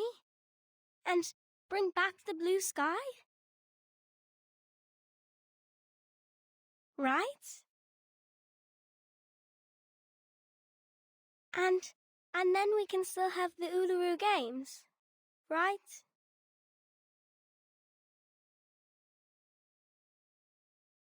My mummy said if the fog keeps sticking around making people sick, then the games won't come.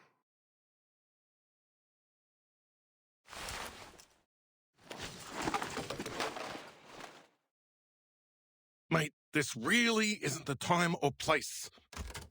A klaxon, a probe, a spoon, and a spool of weathered rope. Assembled like so. Perhaps using a large pot or a baby's bathtub.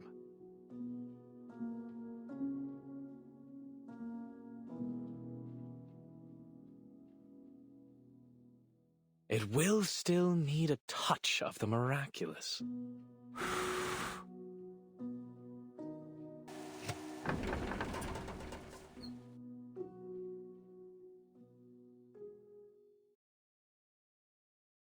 Voila!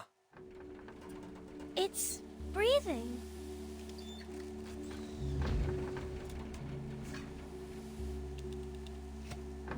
Yes. The Uluru qualifiers will not just be fog-free, my little friend. They will be sunny. But I'll need some help. Would you and your friends join me in this project, young lady? Yes, I'll help. I'll ask my grandpa, my mummy, and Auntie Martha to help too. The more the merrier. We are going to build the largest fog purification machine on Earth. The London Air Pollution Auto-Detect Cleaner. That just looks like a great honking big vacuum to me, mate.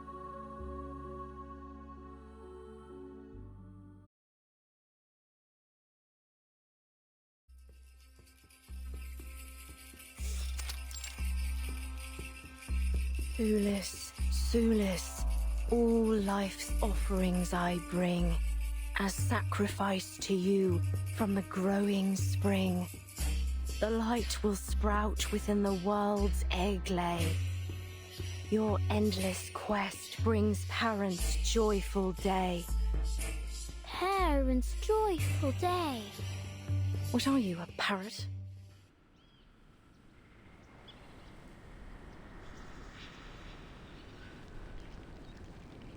Fine. Keep on then. Annoy an old woman to death if you like. Another bad mood, eh, Miss Willow? This one's your worst this week. I counted it up. Every 32 hours, steady as a clock. You start scolding me, scolding the plants, the ants, even flowers. I thought we'd agreed. No more peeking round my house without permission. Yeah, but you didn't kick me out, did you? And you gave me some rye bread and lemon jam. Don't quite know why you keep trying to act the big meanie, Miss Willow. I know you're a softie now, deep down.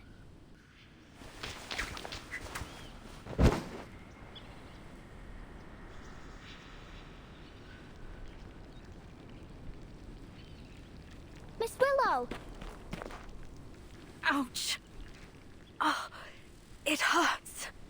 Are you practicing the qualifiers?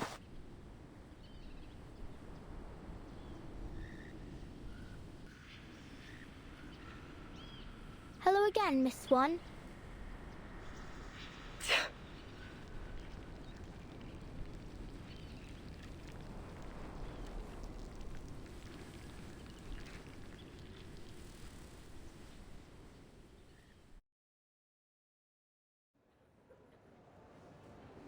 Be careful. Now you can spit it out. Right.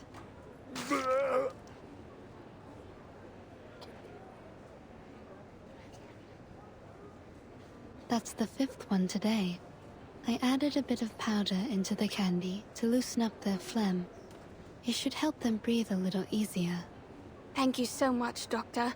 We really had no idea what to do with this new variant of tuberculosis. You and the Foundation have been a real asset to us. You're welcome. This is a matter of vital health for all of us. I'm very glad to see the treatment is proving effective.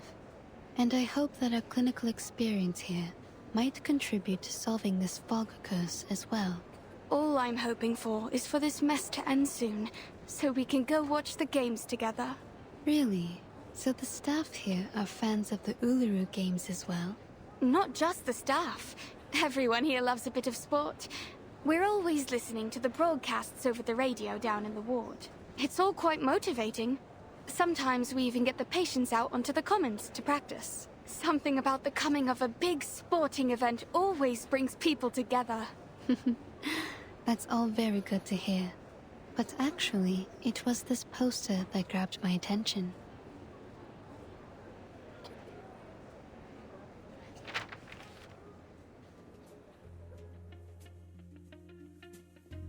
That's her. Gorgeous, isn't she? May I ask who she is? She happens to be this patient's favorite competitor of all time. She collected all of her posters and clippings. She even keeps a few photos of her as a bookmark, and in her purse. Her favorite ritualist.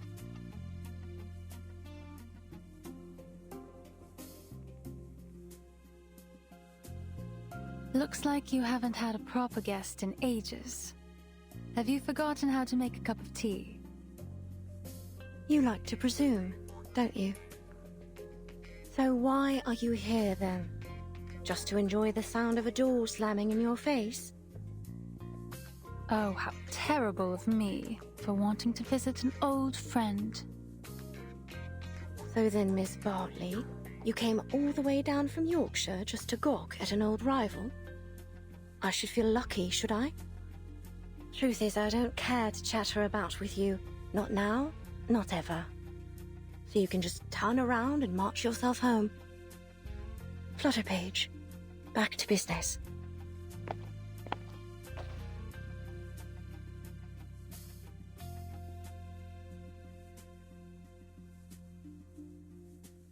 you send her away like that? She just wants to practice with you. She likes you. Focus on your stopwatch. On the count of 3. No time to waste. She's still there. She's none of our concern. And you ain't seen each other in a long time. Bet she misses you a lot. For Pete's sake, Buzzy. No one does something like that just out of the goodness of their own heart. She has her reasons.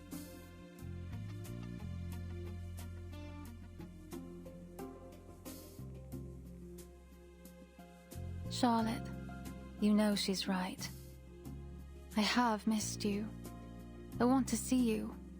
But if you really want to know the reason, I want to challenge you again. The question is, do you?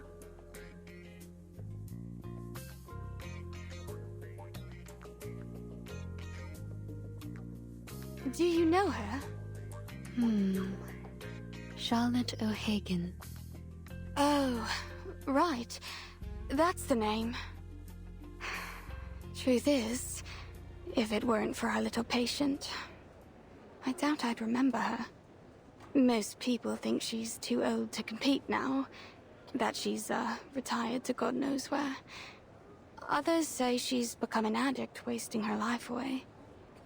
I guess I heard in the gossip rags that some people think she's keeled over and died.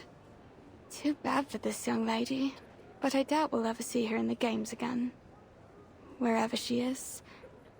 She's like as not to lose, even if she did compete.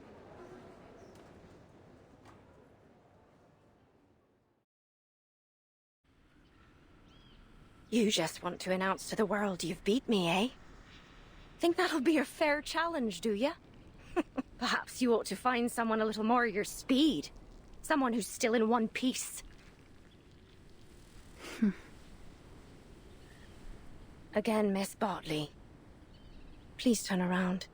I haven't any sort of tea you'd like.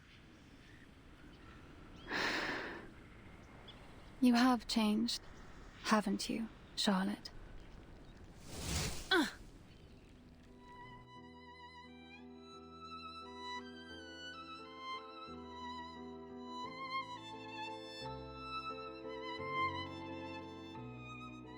What the blazes are you doing?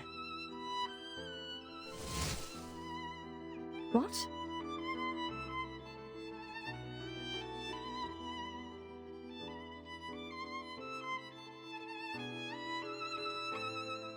You just said you don't have any tea I'd like, but I think this one is just to my taste. Wow, Miss Willow, that ribbon is amazing. It can go from long to short in a second.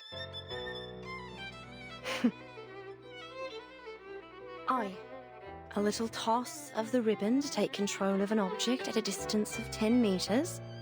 Catch an object after a turn. You did it. Well done. But your aesthetics were lazy. You're controlling the angle of your left shoulder, which is good, but it only means you're compensating for your poor stance.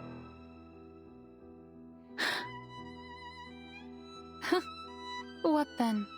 Are you expecting me to say thank you? No need. Thank yourself for all that hard practice you must have done over all those years. You're almost good enough now. Almost. Keep the cup. Let's go back to our timing, Flutterpage. All right. Goodbye, Miss Swan.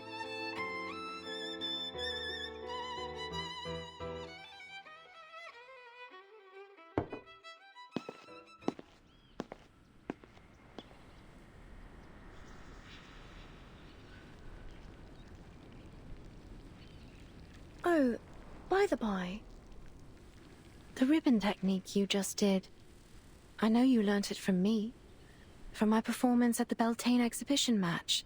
Am I right?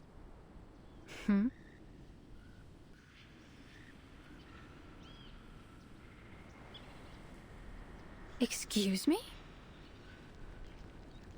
Each and every move, you copied it from my routine, right down to the ribbon. What? Miss Swan, your face is all red. Like my daddy's face when he reads a funny joke in his punch books.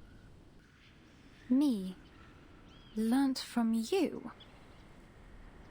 You were taunting me right in front of my face, with my own routine. The very innovator that made it. I suppose it was just an attempt to win my approval, was it? You really think that, don't you? But I'm afraid you're not different than when we last competed, Caroline. Aye, you're diligent, but you were never graceful enough. That's what holds you back from glory in floor ritual. Your aesthetic sensibility, it's all you've ever needed. But you still don't have it, do you now?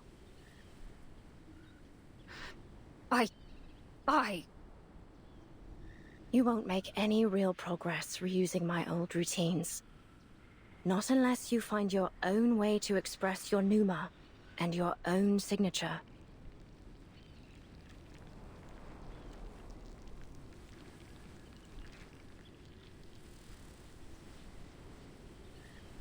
You really are full of yourself, aren't you, Charlotte? Do you know how many titles I've won at the international tournaments? The Desert Floor Ritual Open, the Aurora Cup World Championship, and many others, let alone Uluru itself. The name Caroline Bartley has long surpassed yours. I am the uncontested top seed in these games. The records of my skills, my own skills, are in the training manuals for new witches. Do you even know anything about the state of the competition these days? The rules and scoring systems are entirely different and higher in every way. The limits you once broke through are now considered standard for beginners. Ha! But indeed, I learnt it all from you. Face it, you've been left behind. You're no longer the model of perfection. You're just a shooting star that shined too briefly but eventually fell away.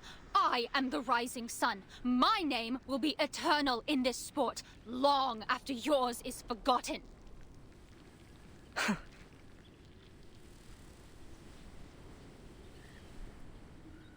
So be it. Go on. Be the glorious sun. And leave this fading star alone.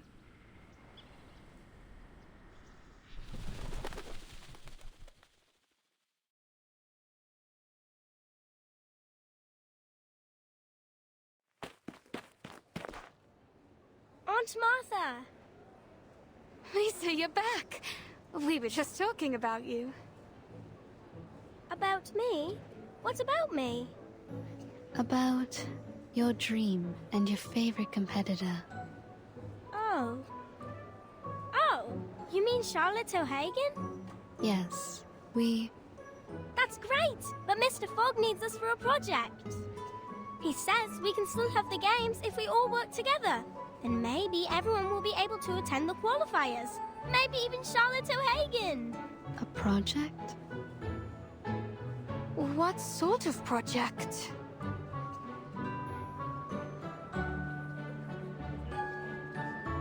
Give me a break. What are they planning to do this time? Another useless bill that won't pass the House of Lords?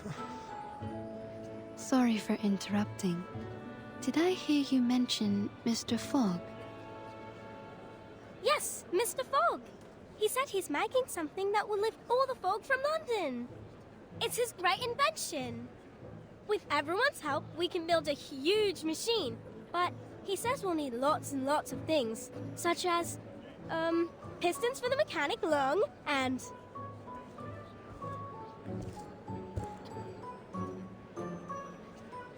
I'll take it over from here. Thank you, Lisa. Mr. Fogg! Mr. Fogg?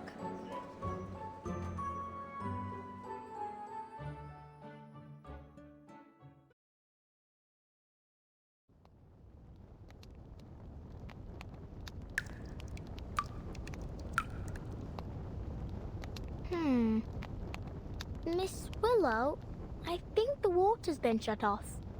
I opened it all the way, but nothing's coming out.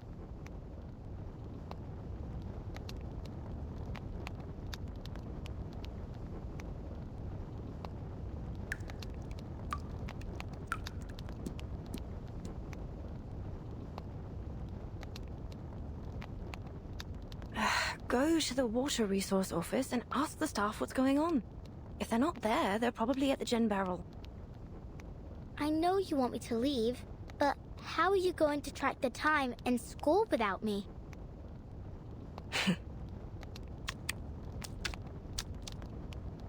With a heart that's pure and a body lean, to the hunt I go through forest green. Back. Pick it up and keep going, Charlotte. The movement's correct. First spin, then run the geranium over the shoulder, let it slide down the back, and as it falls to the ground, step on it to hop into the air. That Sulis. All life's offerings I bring as sacrifice to you from the growing spring. Ugh, this is all wrong.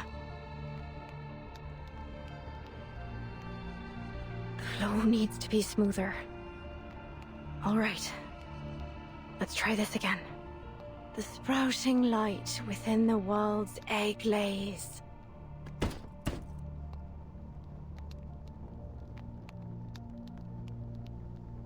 Hooray! You did it! This element requires a 720-degree turn. I haven't even made it to 600. Oh. Once more from the beginning.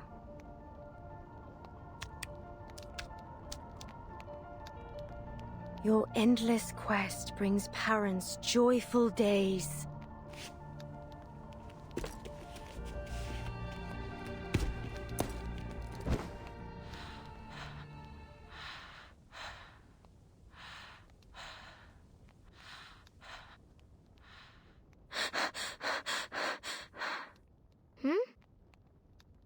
How about this time?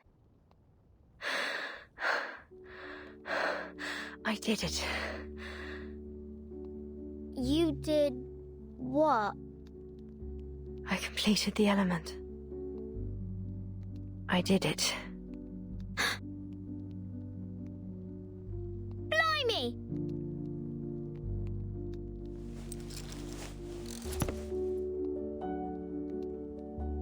So you mean you did that move you've always talked about? A 2.5 turn with free leg backwards and upwards. Wand throw and catch. Does that mean you can complete the ritual too? Yes.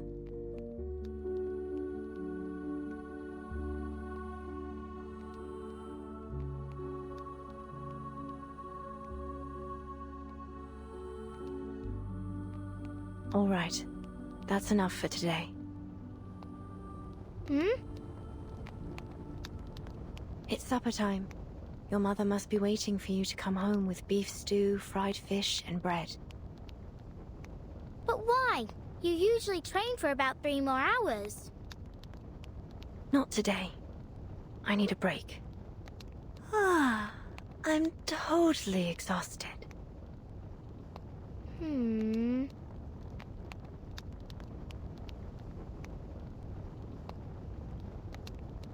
Why are you still standing there? Do I need to get His Majesty's limousine to pick you up? Oh, I get it. If I don't leave now, the critters in the garden will bite my ears.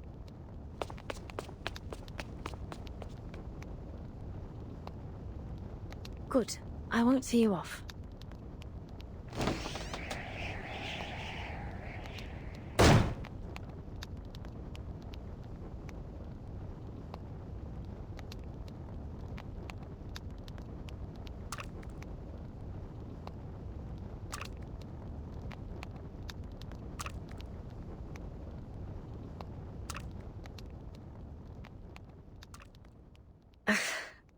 Bloody. You filthy little stain. Whoever gave you permission to stick to my cauldron?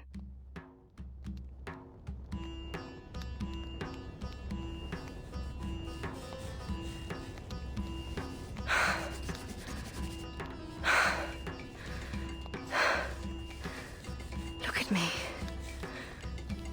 I have a whole sink of dishes that haven't been washed. And here I am, fighting a little stain on a cauldron. And when the water's just shut off too. I did ask Buzzy to visit the water resource office. Hopefully it didn't slip her mind.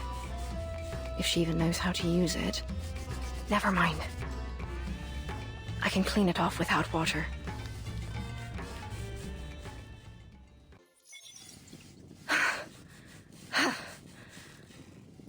Got it. It's off. You stubborn little thing. Everyone loathes you. Avoids you like the plague. You're just a pathetic little stain clinging to what you can. Do you have no shame to sully the sacred floor with your artificial leg? So what if you finish the element? It won't bring back your leg. Without it, you're no different from a clown. How could you possibly compete again? You're not qualified. No. I'm not. All the money I spent on this leg. All the efforts I made to finish the ritual. They're utterly pointless. When was the last time I ate dessert? Or even a chip, for that matter. Year after year, I've trained harder than the last to make up for my leg. But what's the point?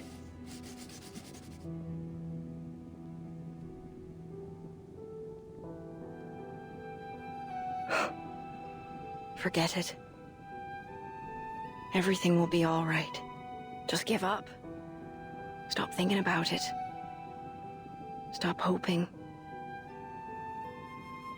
Don't look back or ahead. Just look at the cauldron.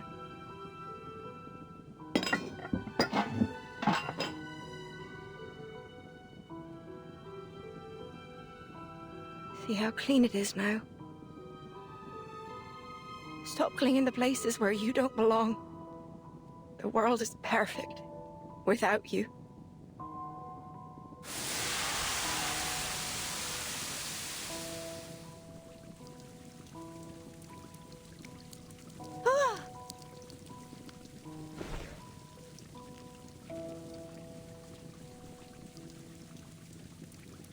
No!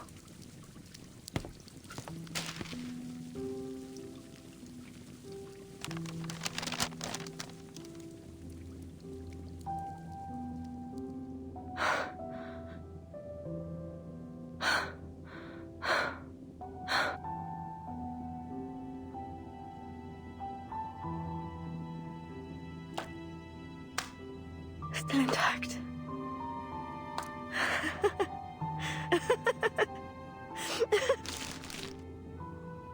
Still intact.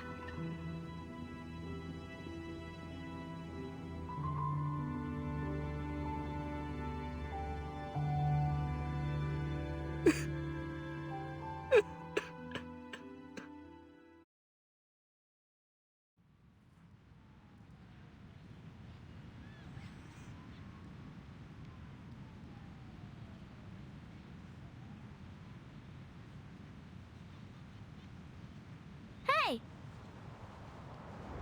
Oh! Miss Bartley! I finally found you! Flutterpage, is that you? I can hardly open my eyes in all this wind. Where are you? I'm right here!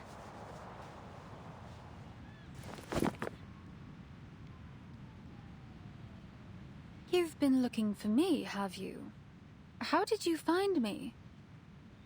I knew where you were staying in London, but you wasn't there when I arrived. Then, the landlady Erica told me to try the training field. Looks like she was right. She was. I've been training here every day. You know, to settle in before the event. Good luck then. Actually, I've come here to deliver a very important and urgent letter to you. Here. A letter of challenge?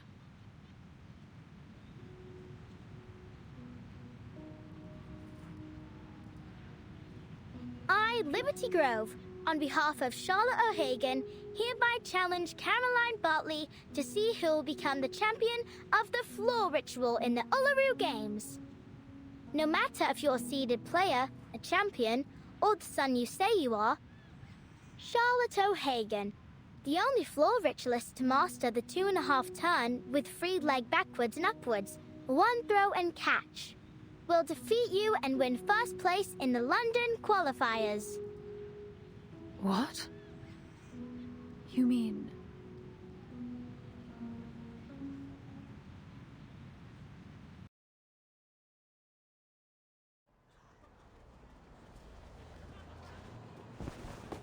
Out of the way! Out of the way! I found the perfect component for Mr. Fogg's machine!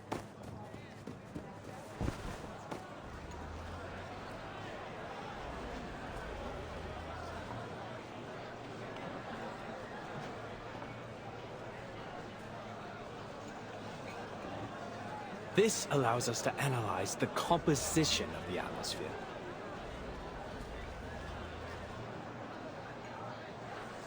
If the color of the filter paper meets that of the pollution standard, it will determine that the air is polluted and start working automatically.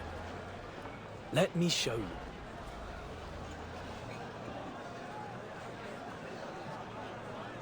Excuse me! Oi! Mr. Fogg, look! I found a glass stopper! It's the one you were looking for, right?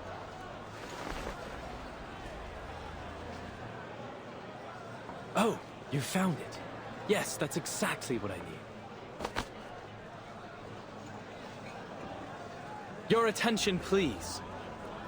This glass stopper is one of the core components of this machine, which can harness the power of the sun to purify the air. Of course, this is only one component of many. Are you done talking? We've given you everything you need. Where's our purification machine? Quite right! We need to see the purification machine. No need to worry, folks. Believe me, there is no one who wants this purification machine to work more than I. So, I've been doing some experiments. Arthur! Mate! Here!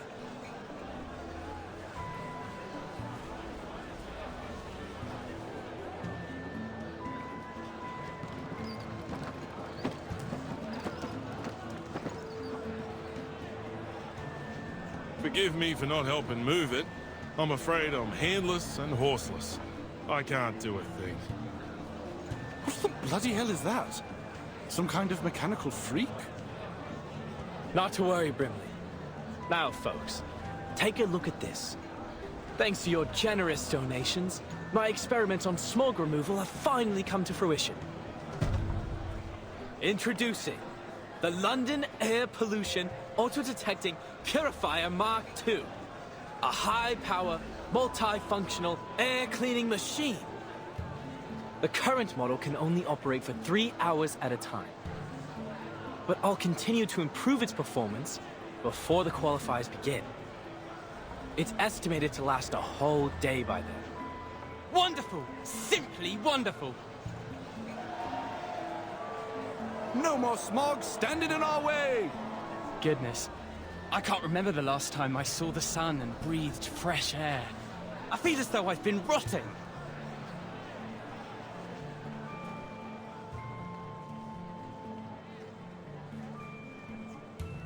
It's an honor to see that sweet smile of yours, Dal. I think I'm inspired somehow. I've always felt like a bit of an outsider in London, but this festive atmosphere makes me feel a sense of belonging. I totally understand. Though I awakened in London, my true home is the land down under, thousands of miles from here. In some ways, I'm an immigrant. This sense of belonging is a treasure.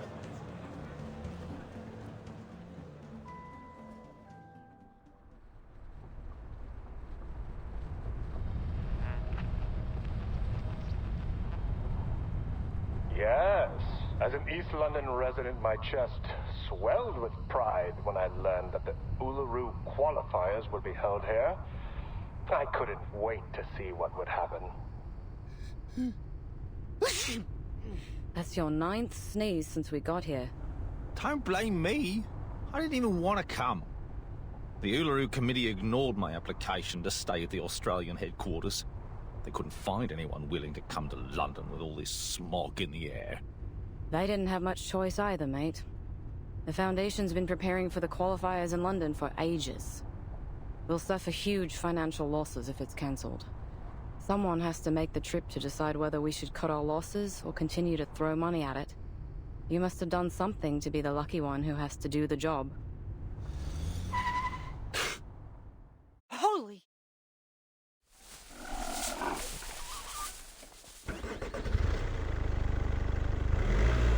I do apologise. These little monsters are all over the streets these days. He sounds so calm. You'd think he was just talking about stray cats. You have to admire the stoicism of the Brits, especially in the face of all this. Honestly, this environment's totally unsuitable for any kind of outdoor activity. Hey,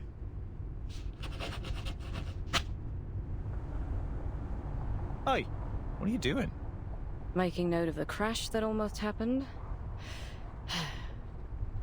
These records will be used to decide if the qualifiers should be cancelled. Someone has to be the doer, since we already have a whiner on the team, eh?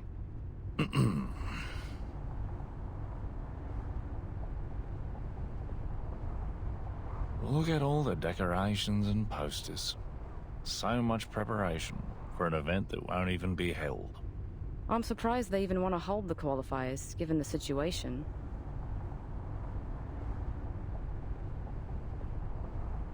Anyway, let's make it quick and get this job over with. Let me see. We need 2 things.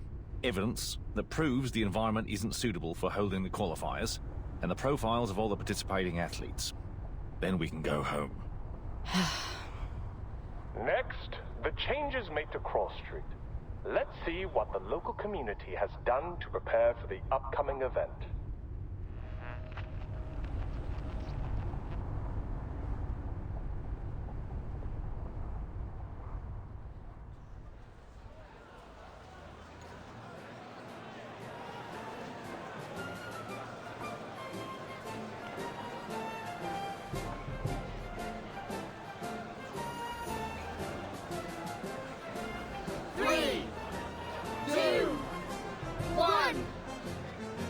Start!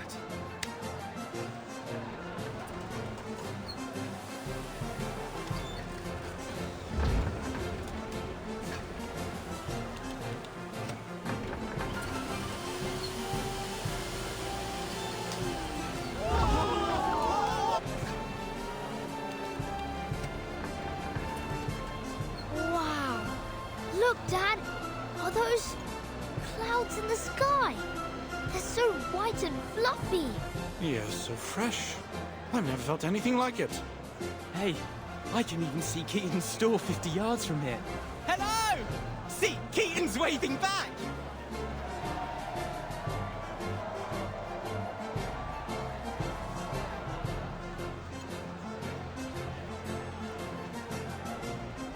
The first week is for planning, the second for execution, and the last for delivery and paperwork. Looks like you've completed the tasks as scheduled. Are you relieved?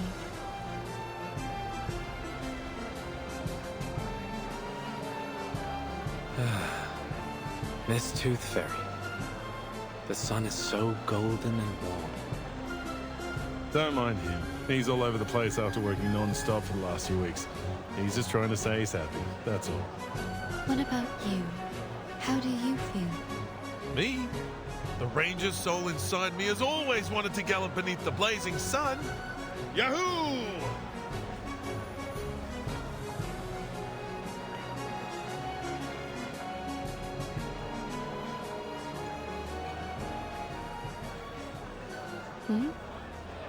A critter? No. Is that the black fog? What's it doing here?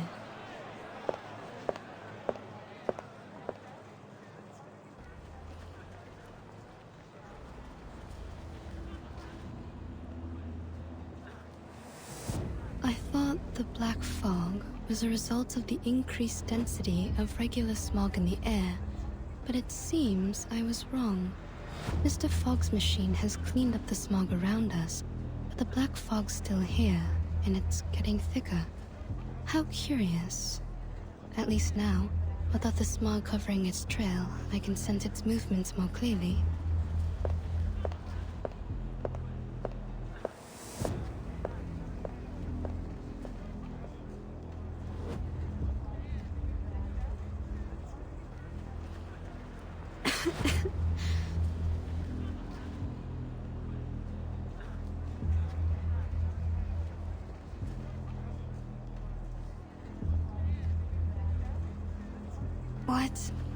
What's that?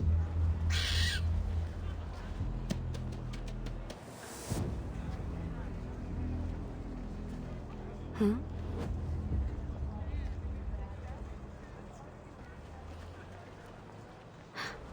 The smog's back.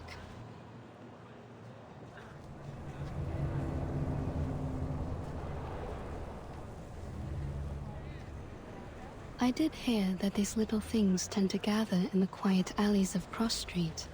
Perhaps they like a visit from the Tooth Fairies. Slipped away at the first opportunity.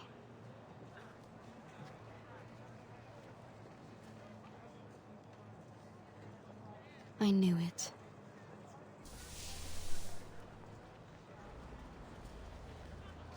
But what exactly was it?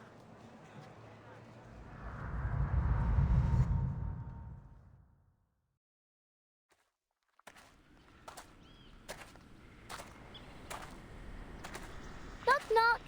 Which would make the world a better place? Art or a heart of gold? Neither. The little knocker-upper Flutterpage will.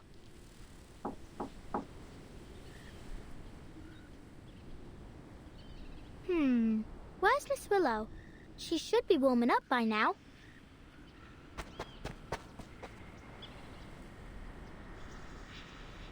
Where's she gone?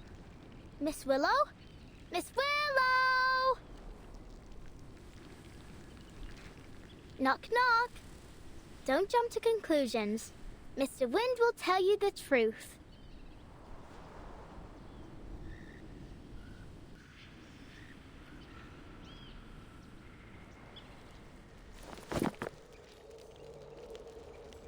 Knock, knock. I'll open all the windows and doors, and all the treasure chests too. Miss Willow? Miss Willow? Miss Willow? What are you doing over there?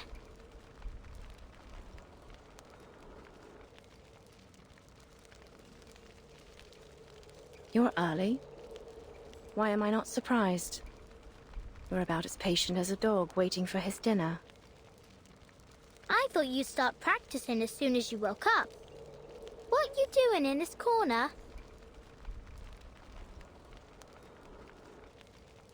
Come take a look at this. I wonder if it still works.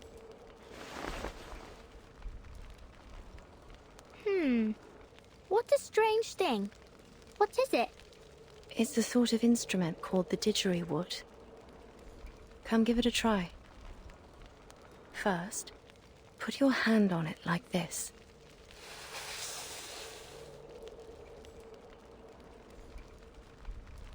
Okay. Then what? I'll teach you how to play it.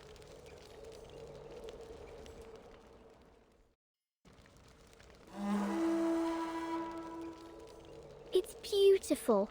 Like raindrops pattering on tree leaves.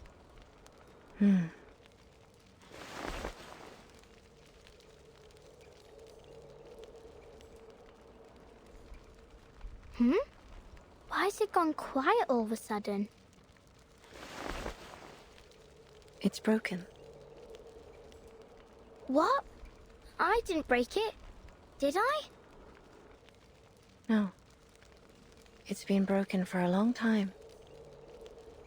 Well, judging by the look of it, it must be old. It's got mildew all over. This instrument is crucial to every floor ritualist. You see, we're not just dancers, but music makers. using our arcane skills to play the didgeridoo while we dance. Don't worry, Miss Willow. I know broken things ain't always easy to fix, but we can start with the easy part. Why don't we wipe off the dust first?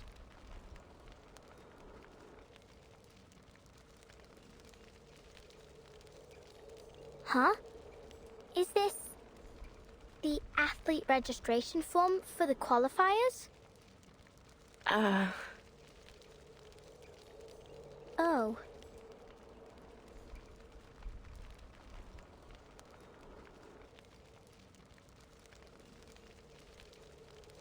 And look, you ain't submitted it.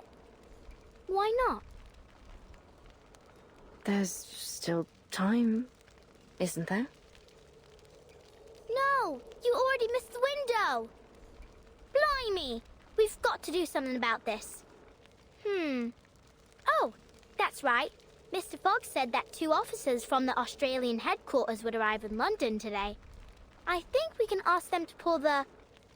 What was the word? Anyway, we need to get a move on. I'll pull you up.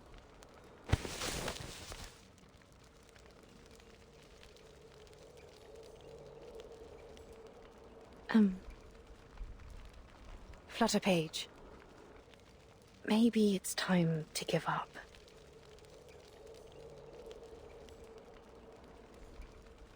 Give up?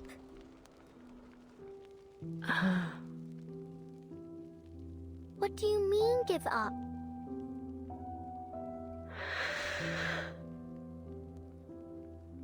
I don't understand. Ain't this the Uluru Games we've been talking about for ages? Think of all the effort you've made.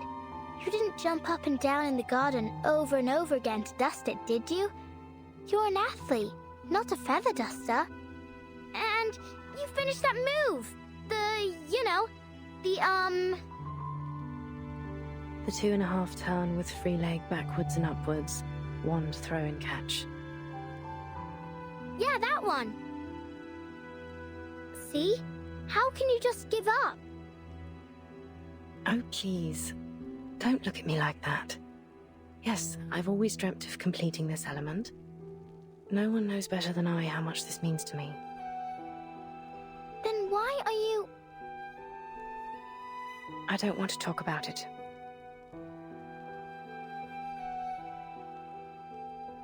You should leave. I need to see what I can do to fix the didgeridoo. Don't forget to close the door behind you.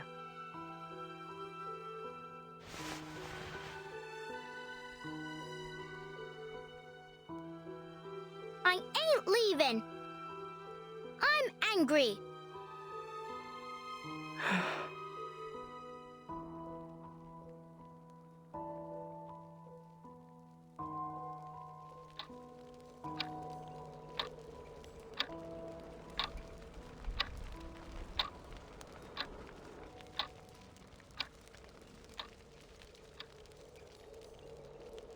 Don't be upset. It's not that serious.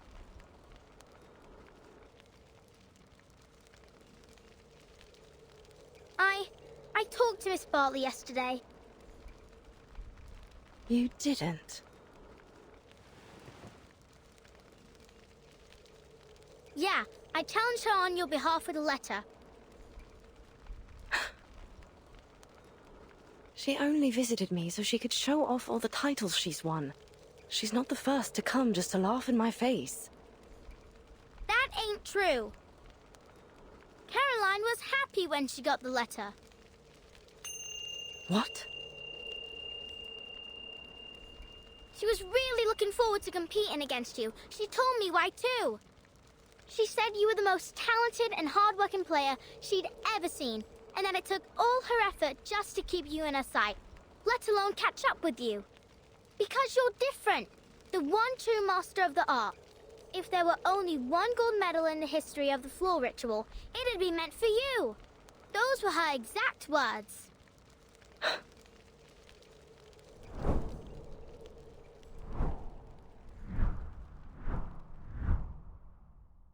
I only chose to become a floor ritualist because I had a talent for it.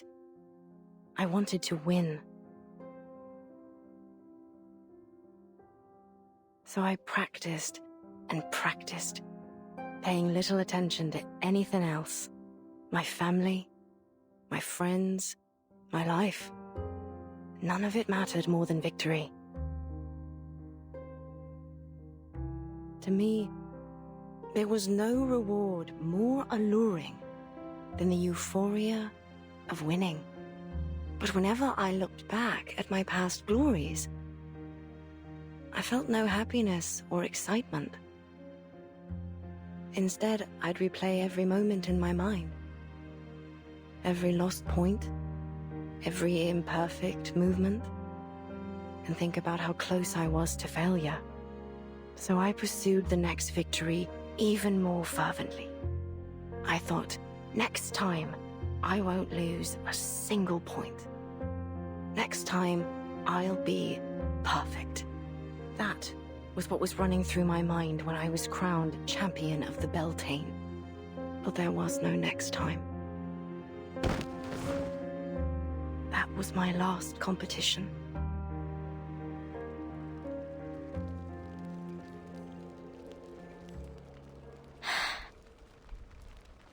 But you can still have a next time. You can still try again. Look at you. Your skills haven't dulled a bit. What's the point? I've pushed away everyone I wanted to honor with my victories. I've strayed too far from home. Not to mention...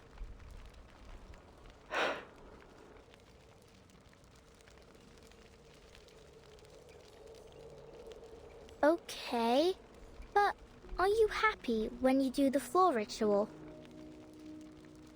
Am I... happy? See? I love being a knocker-upper. Every morning, I get to see all kinds of sleeping positions. Some people cuddle, others curl up in a ball, and some ain't even in bed at all. I like watching them wake up too, like newborn kittens learning to crawl. And finally, when they completely open their eyes and stand on their feet, I feel a gust of fresh wind rushing out the window. It makes me happy. So what about you? Does the floor ritual make you happy? I don't know. The only thing that comes to mind is that after a game, me mam would take me to the old cake shop down the road and buy me a cheesecake. The same one every time. That was the only time I'd allow myself to eat dessert.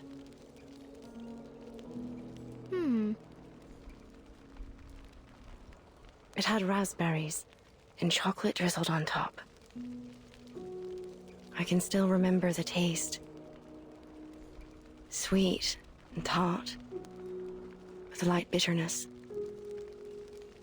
Oh! So what really makes you happy is the cheesecake after the game. What? Right. Then let's get you registered for the qualifiers so you can have that post-game celebration cheesecake again. What are you... Let's go talk to Mr. Fogg. I'm sure he can find a way to get you into the qualifiers. And if your leg's causing you trouble or anything, Miss Toothfairy can help you out. She is a doctor from the Foundation, after all. Wait.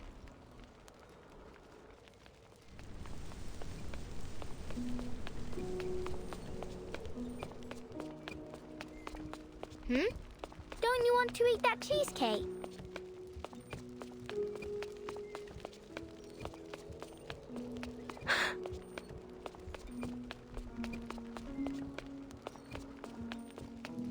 Don't you think it'll make you happy?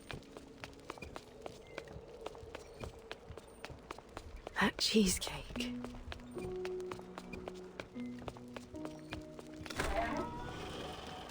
It will, right? Then let's go get it. Life's all about happiness, ain't it?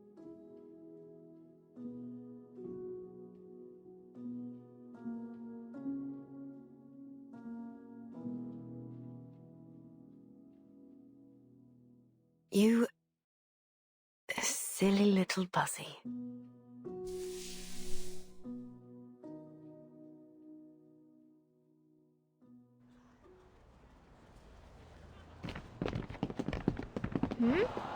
Why is everyone leaving the stadium?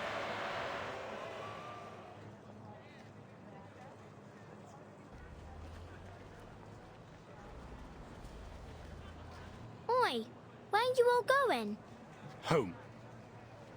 Home? Why? Mr. Fogg's holding the ribbon cutting ceremony for his machine in the stadium. Why ain't you going there? It ain't happening. Pardon? I said it ain't happening. The ceremony. The Foundation officers cancelled the qualifiers. Mr. Fogg's so-called biggest air purifier ever doesn't work.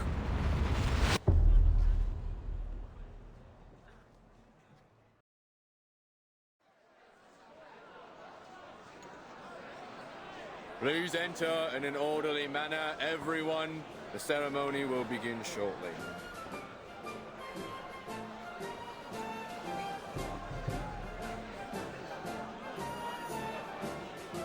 Freddy, can you see Mr. Fogg?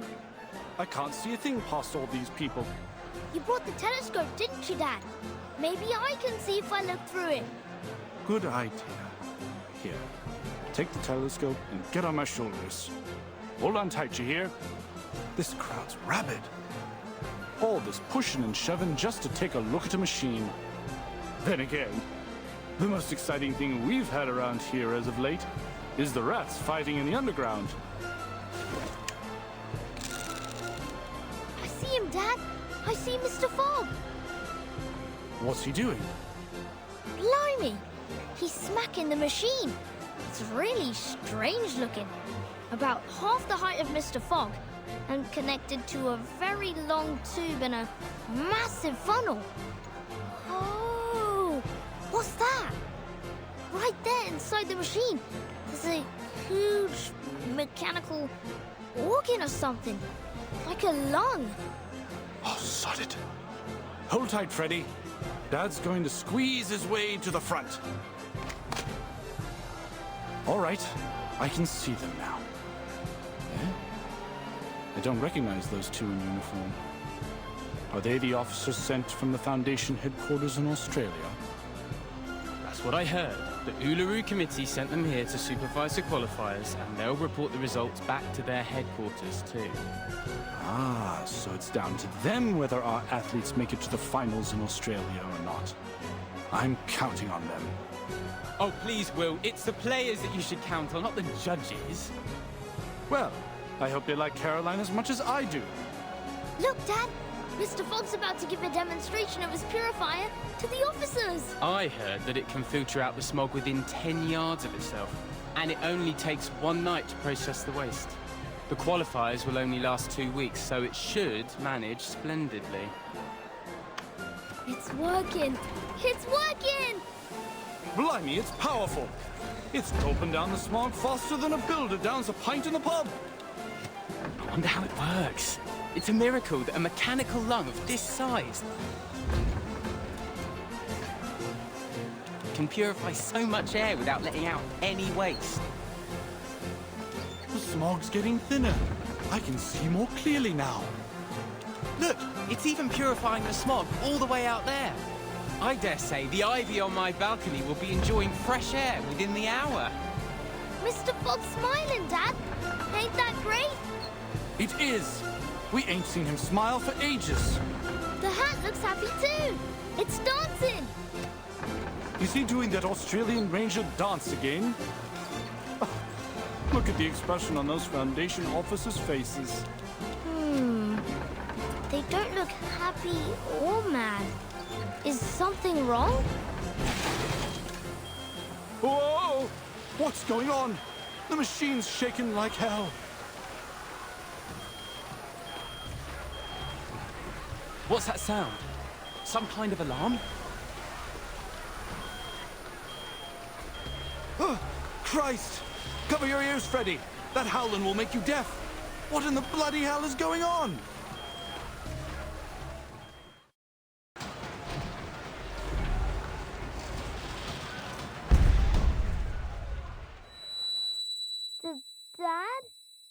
Freddy, are you all right? I'm fine. It's the machine. It blew up. What? First, the pipe blew open. Then its glass belly shattered, and the mechanical lung rolled out from inside. It's vomiting up black blood. There's no way. And Mr. Fogg. What happened to him? He's coughing and coughing. 3.5 minutes. Well, I guess neither one of us won that bet. It didn't even last half as long as I predicted. Don't be cruel, Gregory. We didn't come all this way just to laugh at these poor people. But they did do even worse than predicted. That's a fact, isn't it? And it proves that the London Climate Management Agency is nothing but a joke. Listen, Gregory. I know you must be exhausted from the long journey and your constant sneezing, but you can't say that to their faces. Let's just do our job and give them the news. What news?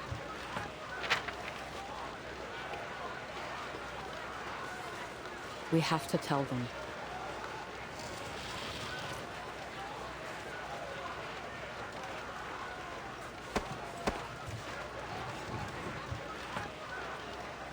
Mr. Fogg?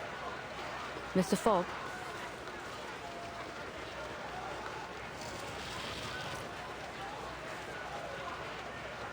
Please move aside. I need to use the microphone.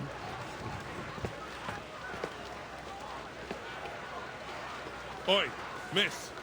What are you...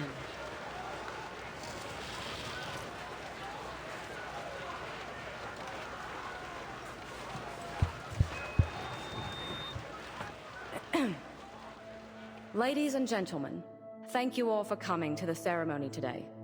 We greatly appreciate your hospitality, and it heartens us to see you thriving despite the difficulties caused by the smog. However, it is clear to us that the London Air Pollution Auto-Detecting Purifier Mark III is not able to fulfill its duty. Barring an effective solution, the smog shrouding London will do irreversible damage to both the athletes and the general populace if they stay outdoors for too long.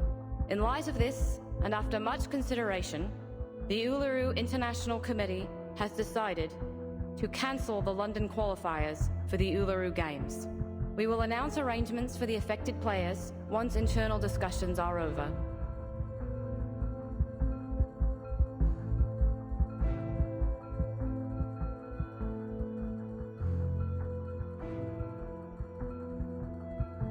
Thank you all for your hard work.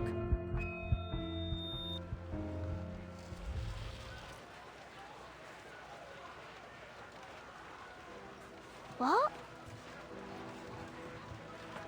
Are you saying that the London qualifiers have been cancelled? I'm afraid so.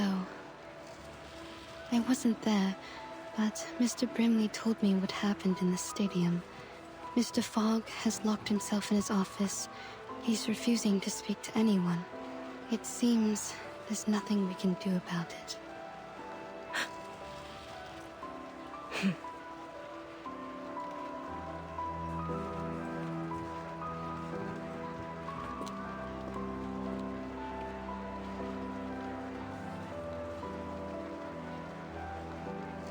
Miss Willow?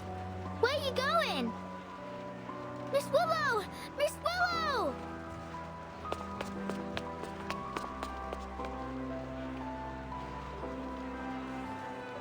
Miss Willow!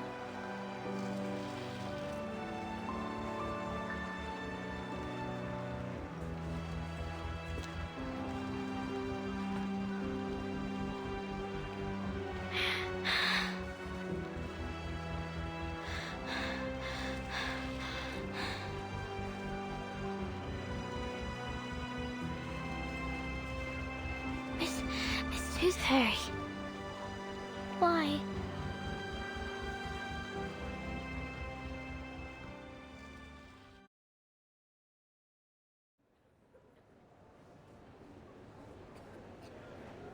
The Black Folk seems terrifying. If I'd been there, I'd have buried myself in the garden or jumped in the sewer before it reached me. Thankfully, all the patients and nurses were fine. Only Leonard's daughter got a few bruises. But what a shame it is that the building was ruined. It was 300 years old, you know. The stained glass alone was a masterwork. Bugger. I just can't seem to spit it out. I feel like my chest's on fire. Take this medicine 3 times a day, and you'll feel better tomorrow.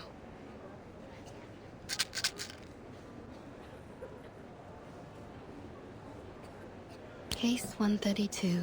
Clinical symptoms. Burning sensation in chest, blackening of ears. Quite different from a regular tuberculosis patient. Maybe this is a different disease altogether.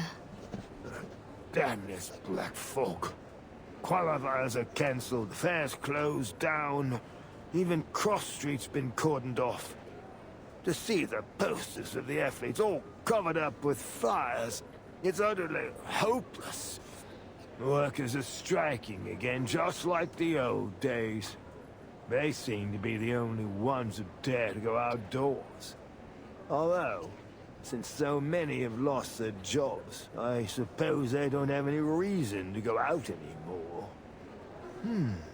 What are you doing, Miss Tooth Fairy? Collecting saliva samples to put in petri dishes. I want to see what will grow. The sample I collected 2 days ago has already grown something unusual. Something unusual?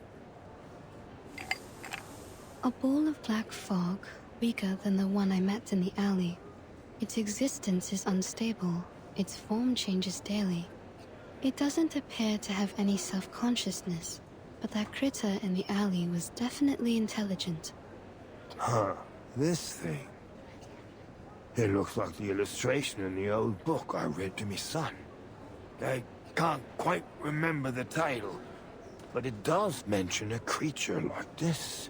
A creature like this? Oi, Miss Tooth Fairy!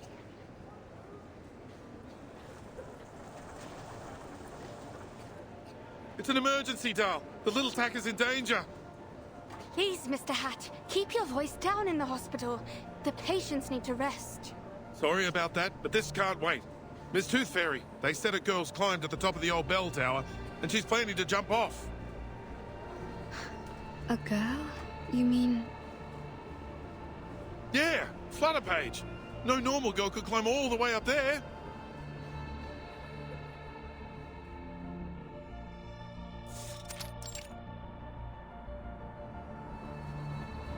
Oi, girl! Get down! It's dangerous up there!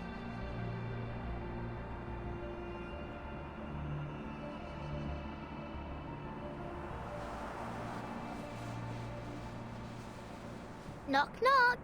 The little knocker-upper loves hanging sheets. Every one of them brings back a sweet memory. The first sheet smells like cucumber and tobacco. The second, night dew and stars.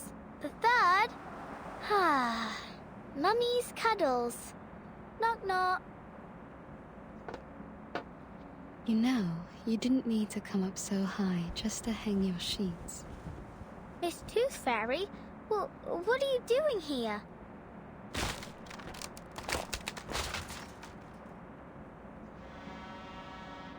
I wanted to ask you the same thing.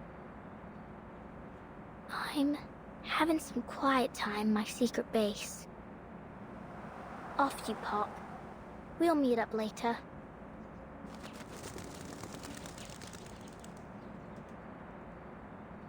I understand your need for privacy, but given that almost everyone in London is talking about a girl who's about to jump off the bell tower, I'd say this isn't the spot for it.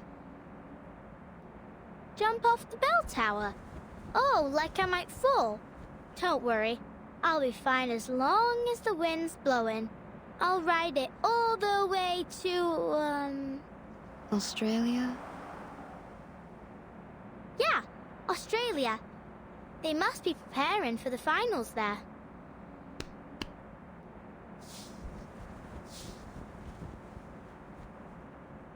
Come here, Miss Tooth Fairy. Have a seat.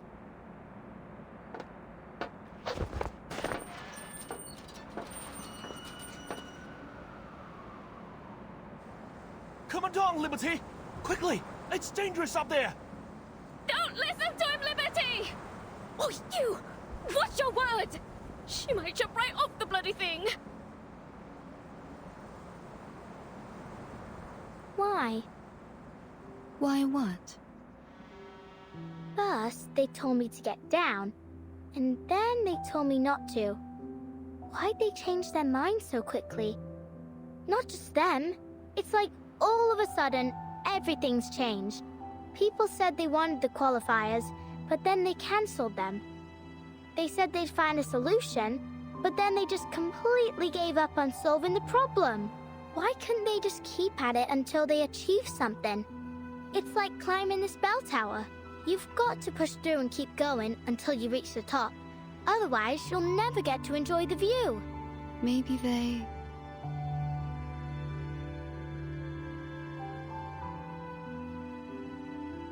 Well, I don't know. Miss Tooth Fairy, I think I did something wrong.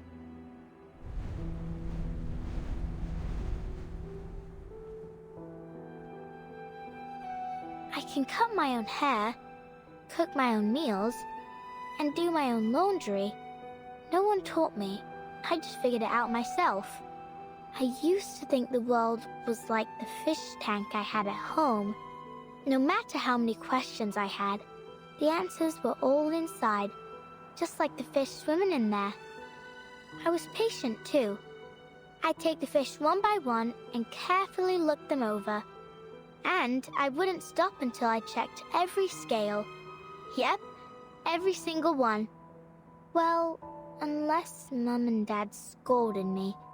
Actually, sometimes I couldn't figure out why they hit me.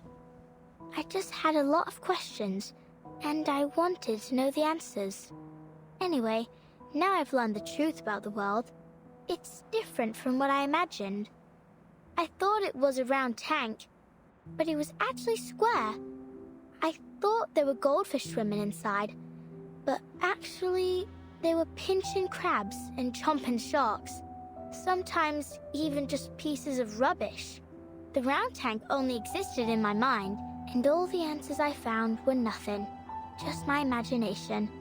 And what's worse is that I hurt others with my imaginary answers.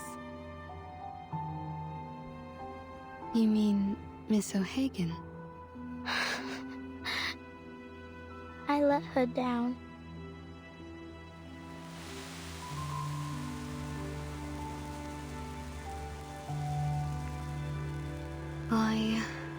I spent my entire youth learning how to get along with others. And you know what I realized? People will change as long as the result benefits them. Once things are going well, whether expected or not, people often forget the goals they set before they reach that point. What I'm trying to say is, we need to remember who we really are and what we really want.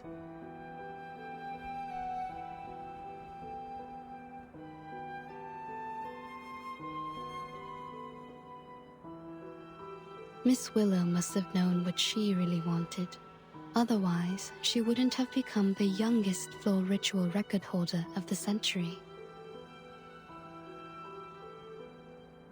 I'm sure she understands that it wasn't your fault. You didn't hurt her. In fact, you didn't hurt anyone.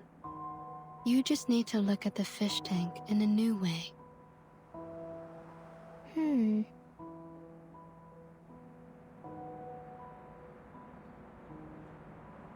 Ugh, it hurts.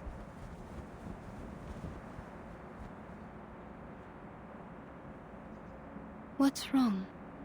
Let me take a look.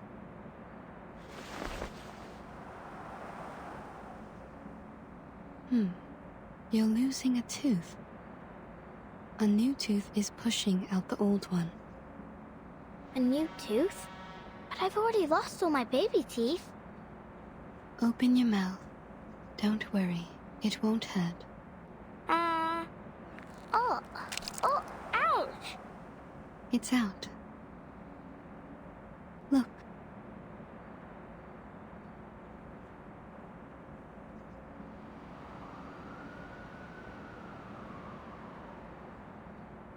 I I didn't have any baby teeth left. Well, you don't anymore. This was the last one.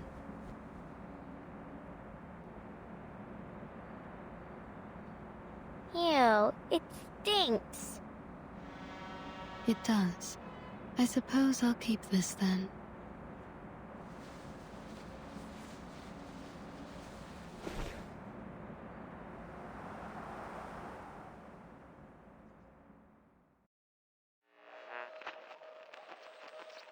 Let's listen again to the interview she had all those years ago. As the youngest floor ritual record holder of the century, you're just one step away from becoming the world champion. What else do you wish to achieve in your career? My ultimate goal is to win the finals of the Uluru Games. But I'll also register for as many events as possible. I have a lot I want to achieve, but I'm patient, and I'm sure I can do it all eventually.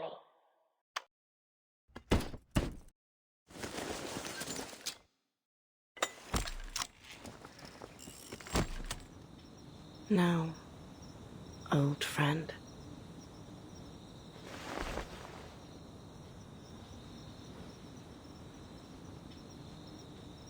It's just you and me, isn't it?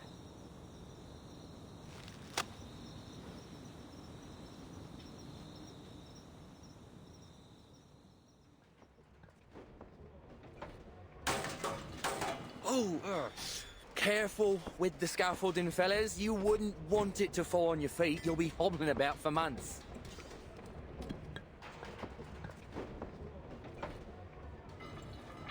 Here's the reimbursement application form. Just fill in the numbers and give me the receipt for the materials. I'll contact the Uluru Committee for your compensation. Is there really no hope, Mr. Fogg? We didn't build all this just to tear it all down. I'm sorry. To be honest, we'd rather not do this, even if we're getting paid for it. We were over the moon when we got this job. I mean, just look at this place. The huge billboards and that lovely stage background. How could we not be? It's been yonks since we last had an event like this. And who knows when we'll have another? Is there really nothing we can do? Excuse me,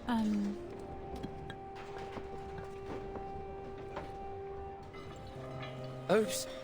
Look at me, blocking the doorway with me ladder. Begging your pardon, miss. That's quite all right. I'm glad to stay a little longer and talk with everyone. None of us want to leave, actually. How sad. But it's true. Who'd want to leave after all the trouble we've gone to? Miss Bartley, I must say, I didn't expect to see you here after all the qualifiers were cancelled. Hello, Mr. Fogg. I'm glad to see you back on your feet. Well, I can't wallow all day. There's a lot of cleaning up to do. And someone has to do it. How about you, Miss Bartley? Will you be leaving shortly? Yes. I suppose I'll go home and wait to hear the arrangements the committee's come up with. Why don't you stay for a few more days? Well, I don't think there's much point.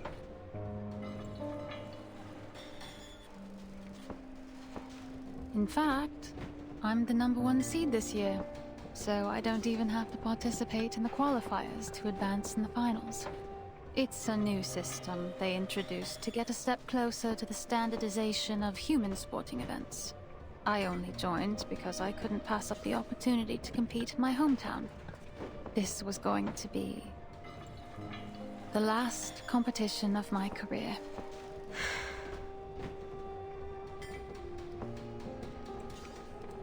And I thought, no, never mind. I wasn't surprised when the news came out, to be honest. We were just fooling ourselves before. And now it's time to face the fact that...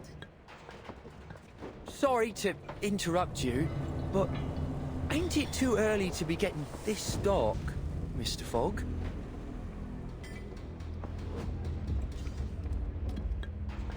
Crikey. What time is it, mate? I don't have to look at my watch to know it isn't night yet. Then what's going on?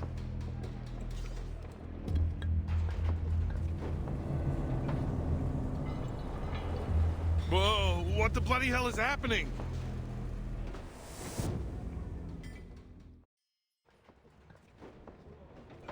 Are you all right? All good, thanks. What the blazes was that? It looked just like the black fog that attacked the hospital, only smaller, and it was a different shape. Let's move to your office, Mr. Fogg. There's something we need to talk about. I believe all these problems we're having, the smog, the tuberculosis, the failure of your machine, have something to do with the black fog. What? But first, we need to get everyone out of the stadium in case it attacks again.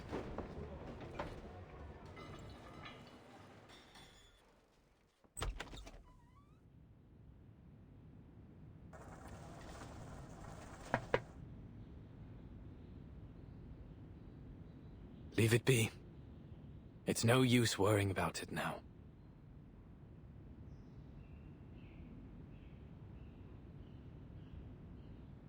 You pushed it too hard, mate. Don't be too hard on yourself, Mr. Fogg. The fact that you made something that worked at all, in just a matter of weeks, is an achievement in itself. I appreciate it, Miss Tooth Fairy. I know it doesn't make any sense to keep it around after it failed so spectacularly. But I just...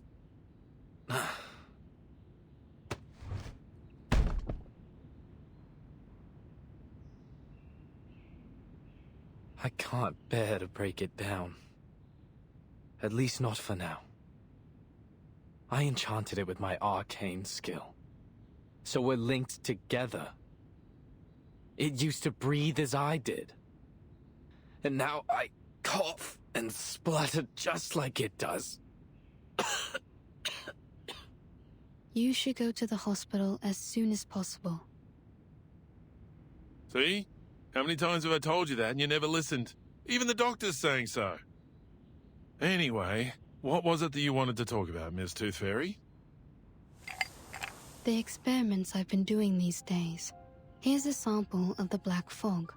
I collected it from the alley after it attacked me. As for the tuberculosis, I analyzed the black fog's composition and found some components very similar to those in the patient's saliva. I've concluded that this fog critter is the root cause of the disease. This critter is fog-soluble, can change its form, and is indestructible.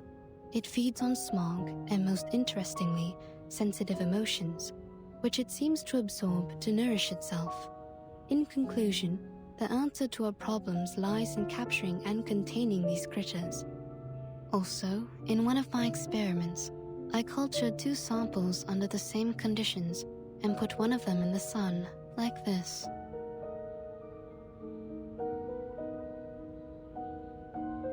See? Even in today's dim sunlight, it shrinks very quickly. Just wait a moment, and you'll see. Its true being. Sunlight is their weakness. That's why you never see them in areas with clear skies.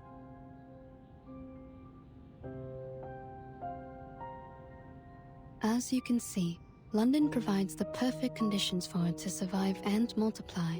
Heavy smog, and the anxiety and depression caused by the cancellation of the qualifiers.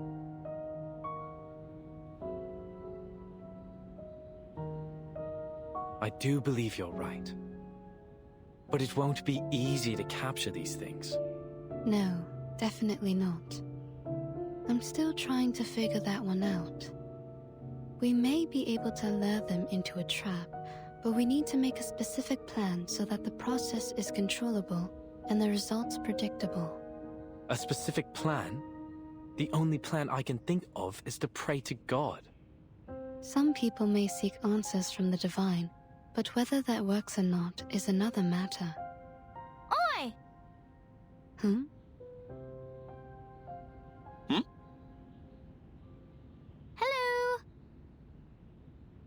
Is that Flutter Page's voice? Sure is. Over there, mate. Outside the window.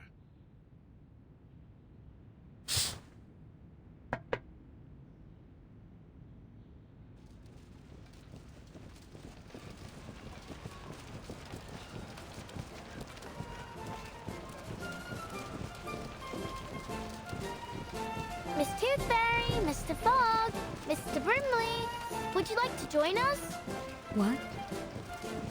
The residents of Cross Street have got together to petition for the reopening of the qualifiers.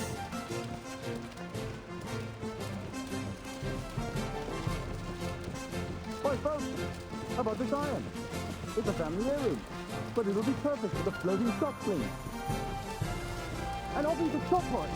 I'm an excellent timekeeper. I can keep time down to the millisecond. We also need a fair tooth, right? Then I'll put myself forward. Everyone on Cross Street knows I'm an excellent mediator. Everyone's brought things from their homes. Ladders, hanging rods, clotheslines, anything that might be useful. We're going to rebuild the stadium together.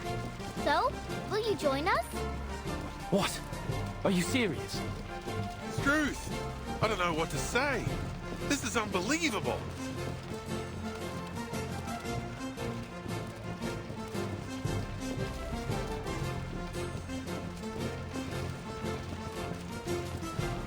Since the qualifiers have been cancelled, we'll just have to hold our own games. Miss Tooth Fairy, I found the right way to look at the fish tank.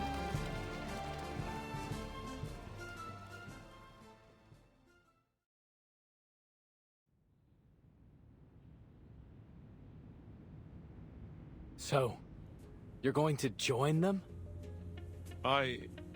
You know me. I'll always jump rim first into the unknown. But the Foundation's already pulled their funding.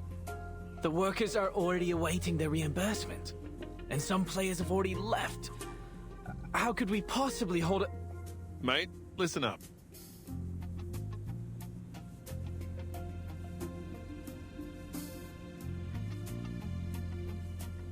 Those officers from the headquarters didn't give a damn whether the qualifiers were held or not. You could see it all over their faces. All they wanted was to minimize their trouble. Did you see how quickly they applied for the cancellation and reimbursement? How hastily they made promises to pacify the people.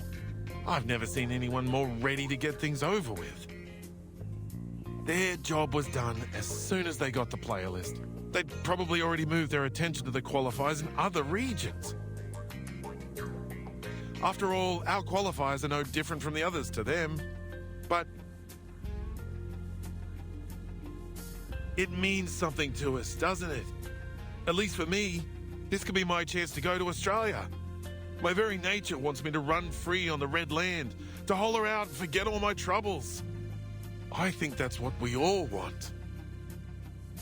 In the heat of competition, people are at their best, their most pure. Think about it, mate. You're not the only one who's put a lot of effort into this machine.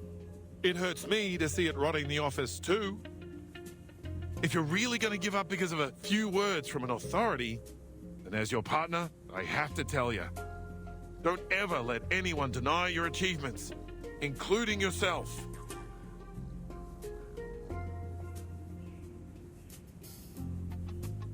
All right, calm down, old chap. Mr. Fogg, the people want the qualifiers because they're for everyone. They provide each and every person with an equal opportunity to shine.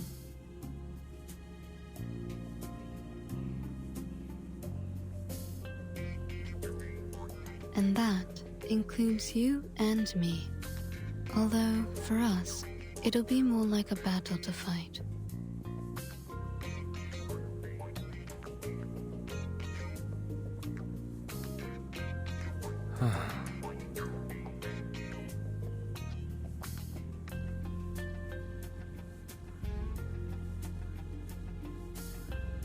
Honestly, will these people stop sending me petitions? I've been absolutely inundated with them.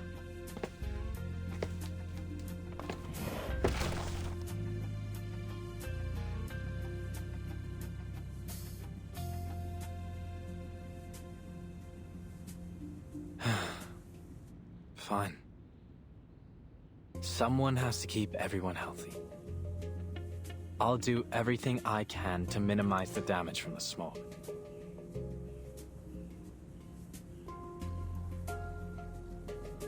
Don't worry. I'll talk to the relief center to sort out all of the paperwork for the event.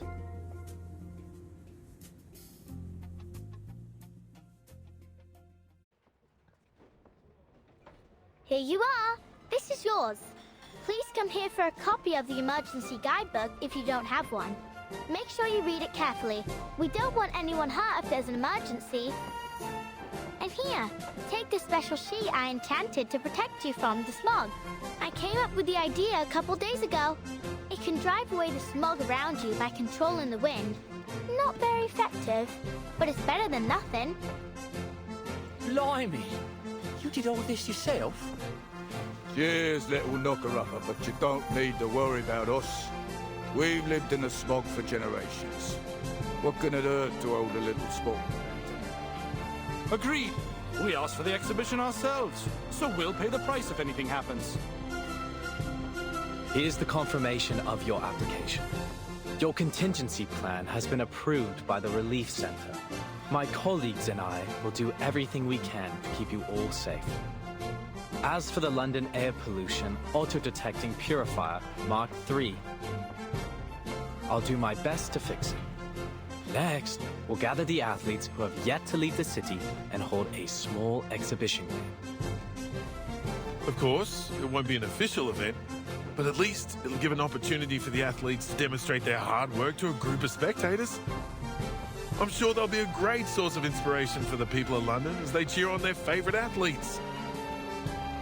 Oi, Mr. Fogg, I brought you this. It's Mrs. Brown's leek and potato soup with bread and butter. Oh, Mrs. Brown. Please give her my thanks. Has everyone eaten? Yeah. Mrs. Brown, Mrs. Jones, Ben's son and I have been cooking since 4 in the morning to get food out to everyone. But it still ain't enough. Almost everyone in the neighborhood's coming. All right, I have to go make more soup. See you later. Hey, what's that you got from the knocker-upper? An enchanted sheet, apparently. She'd tell me to blow it when I need to use it.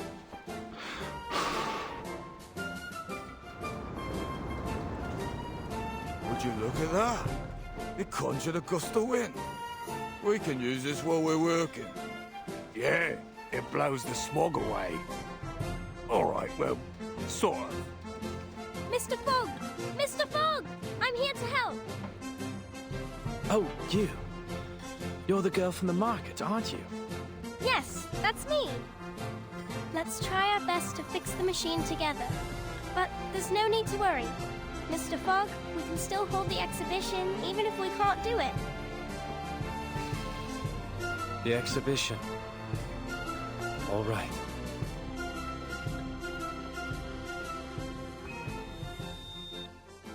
Next, introducing the London Uluru Exhibition Games. So far, 28 players have registered for the 6-day event, which will host one sport per day.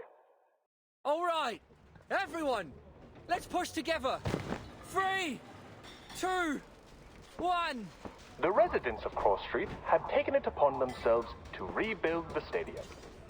Hey, your painting's totally off theme. Look, mine's a mockingbird with a gold medal. It just won first place in the singing competition. The Uluru Games ain't got a singing competition. You should have drawn something more athletic. Like my sailfish. It's the fastest swimmer in the world. How exciting! Our very own Uluru Games, without any interference from the Foundation. It's too fairy. I've made a list of all the athletes who signed up for the qualifiers. A lot of them have left, but some would like to stay for our exhibition. Good. And I've made a list of the daily attendees based on the tickets they bought for the qualifiers. Mr. Fogg and Mr. Brinley are discussing the possible security issues of the event with the Relief Center staff and the police. We may actually start the games on the day the qualifiers were originally scheduled. But since this is all improvised, we'll probably encounter some unexpected problems as the games continue. We need to be prepared. Yeah, I know.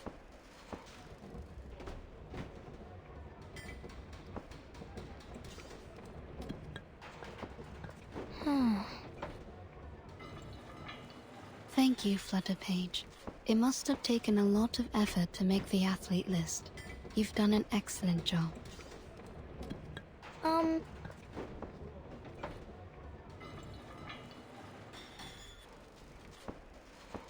So, you saw the whole athlete list. Did you see the name you were hoping for?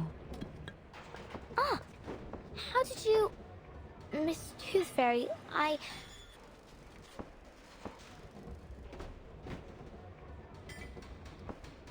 Flutterpage! Flutterpage! Come here. We need you to explain to the Relief Center how your little sheets work.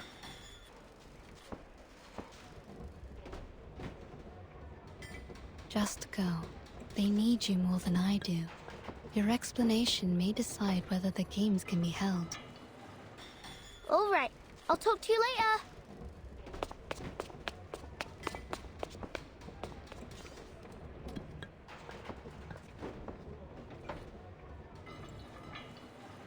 You've got yourself a new outfit. It looks great on you.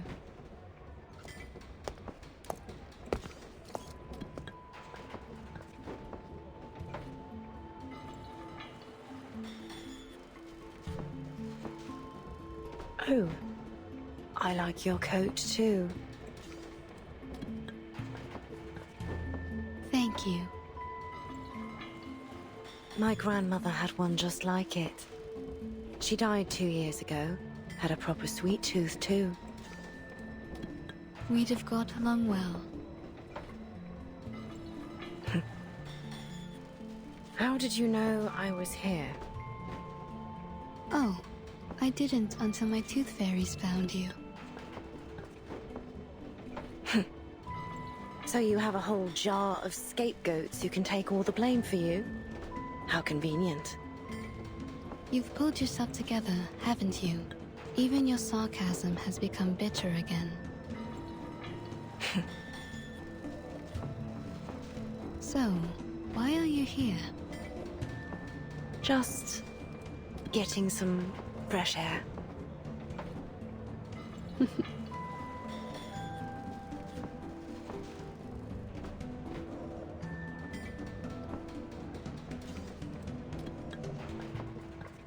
Look at them. They're all so happy. What do you think? I've never seen such a rudimentary, disorderly, and poorly prepared event in my life. Well, of course, it's totally amateur. But it's built on enthusiasm and sportsmanship. Athletes will go head-to-head, spectators will cheer, and the stadium will be lit up by the energy they release together. It's imperfect, yes, but it's inclusive and unstoppable, and that's what makes it special.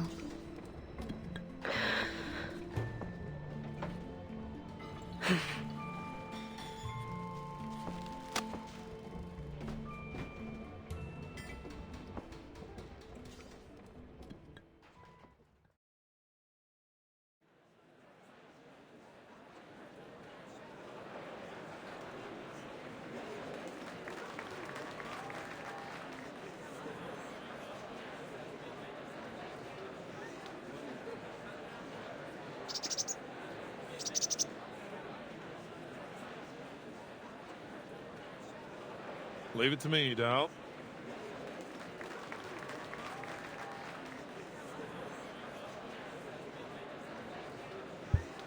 Testing, testing.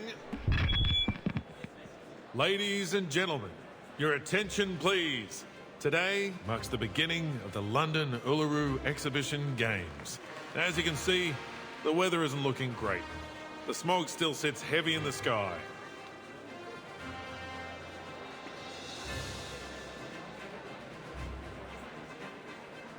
There's no wind, no sunshine, no warmth, and even my brim is soggy from the damp.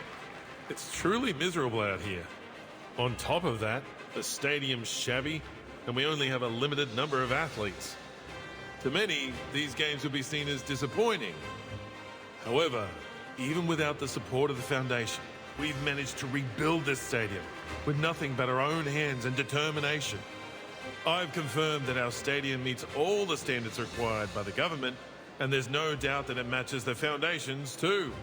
As for the operation of our games, we've built a reliable team consisting of various Uluru professionals and supporters. They are currently in every corner of the stadium, working their hardest to prepare for the upcoming event. They will be our backbone, supporting the entire games to ensure that everything runs smoothly. As we all come together, I believe the passion of our games will burn as hot as the sacred fire of Uluru itself. So, without further ado, I hereby declare that the London Uluru Exhibition Games have begun!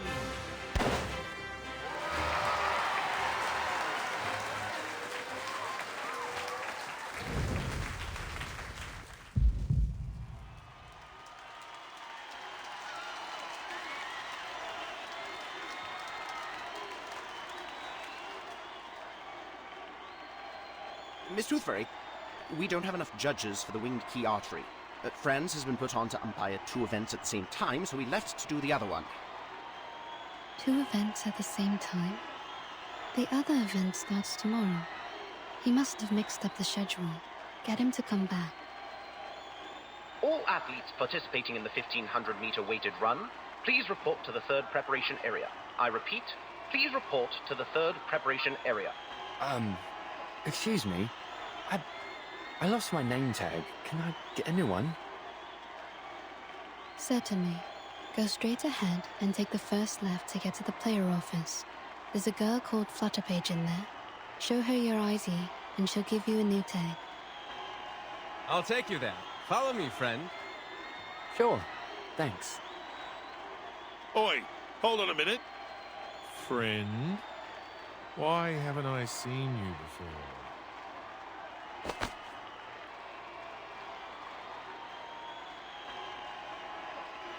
This ID is fake. Security! I'm just a big fan. Please don't kick me out.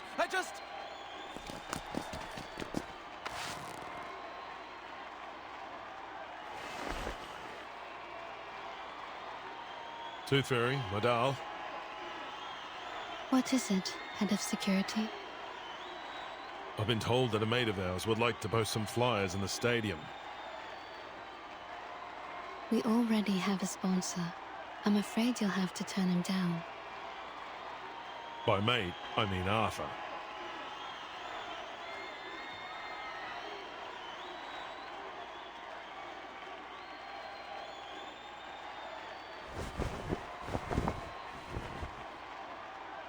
Has he been sitting all this time under that banner with his machine? Yeah, he's using it to show everyone what can happen if they breathe in too much smog. I don't know if I should call him wavering in his principles or completely stubborn in them. Arthur's always been a righteous official. He truly cares about the people. He's tough, tenacious, and has a powerful ability to influence others. You sound more like an official than he does.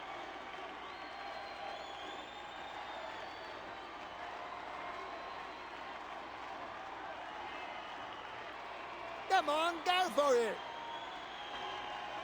First place! Yes! What? No! Thank you! Thank you!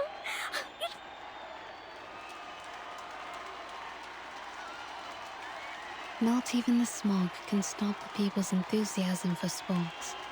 No matter the obstacle, they will always find a way to enjoy it. I suppose Mr. Fogg is still refusing to take one of Flutterpage's sheets? Of course he is. Arthur said he'd never run away from the smog. As Fogwalker, he has to confront it. He's stubborn, just as you said. Floor ritual competitors, please report to the 5th preparation area. I repeat, please report to the 5th preparation area. Oh, that's Ms. O'Hagan's event. Yeah. Do you think she'll show up? Miss Tooth Fairy, Mr. Brimley! Did you hear that? The floor ritual's about to start. But where's Miss Willow?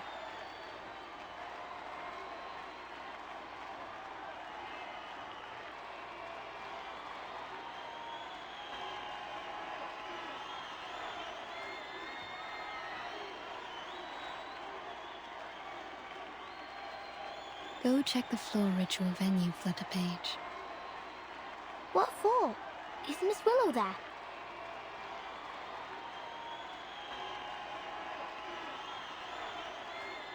She's there, isn't she? You'll have to go there to find out.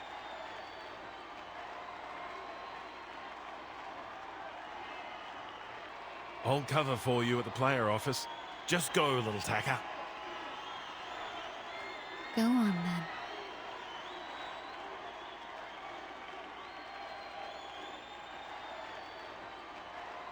This time, I won't disappoint her.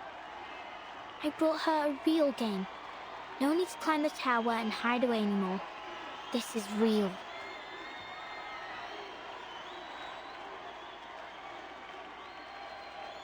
See you later.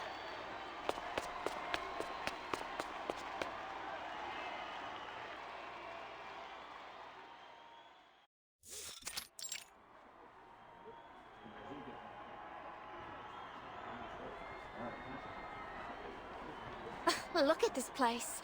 You could find a better venue at any school in the city. These games are really something. They built it in a matter of days. You can't ask for much. Oh my! It's an honor to meet you, Miss Bartley.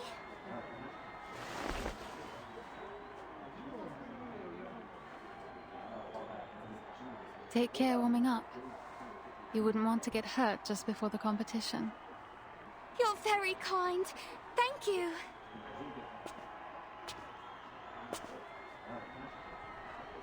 Floor ritual competitors, the event will start in 1 minute. Please confirm your numbers as I will be calling you to enter the floor in numerical order. Competitor number 2401, please enter the floor. Competitors 2402 and 2403, please wait in the locker room. Good luck.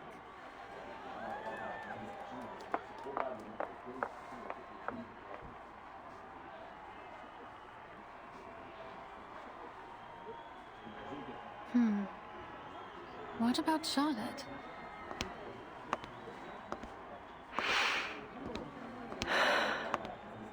Charlotte, you're here. I knew you wouldn't be able to stay away. You haven't changed a bit.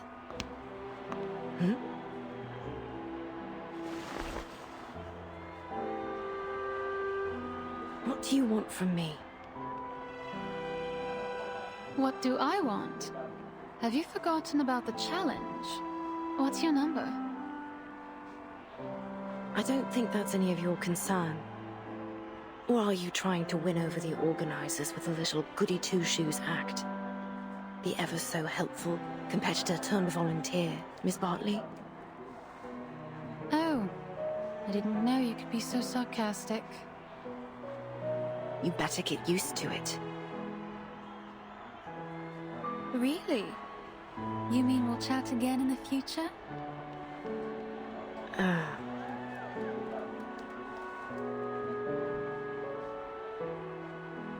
I'm not the Charlotte you used to know.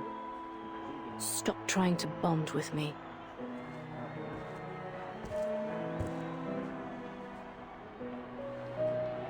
But you are the Charlotte I used to know. You're still that black swan I've always chased after. When I saw your performance, the grace, the beauty of it inspired me to become a floor ritualist. But you just disappeared after you became champion. Well, as long as you're back. What's so funny?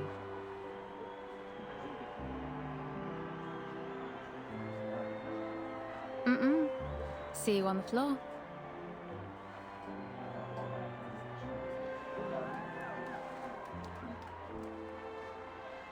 Player number 2406, Caroline Bartley.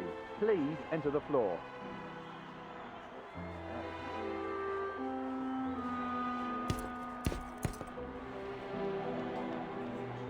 Time for me to head in too.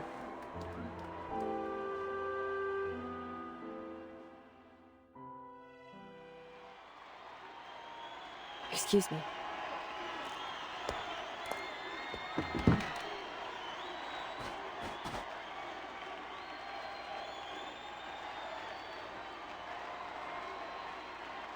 Player number 2406, Caroline Bartley, whenever you're ready.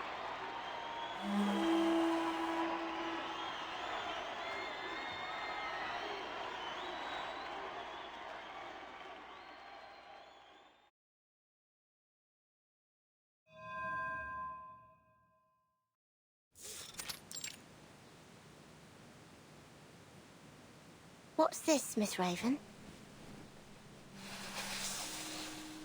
A seed that will settle in your heart and soon grow to be your closest friend. Its roots will stretch all the way from Australia to the soles of your feet, and together you will make the music to your floor ritual.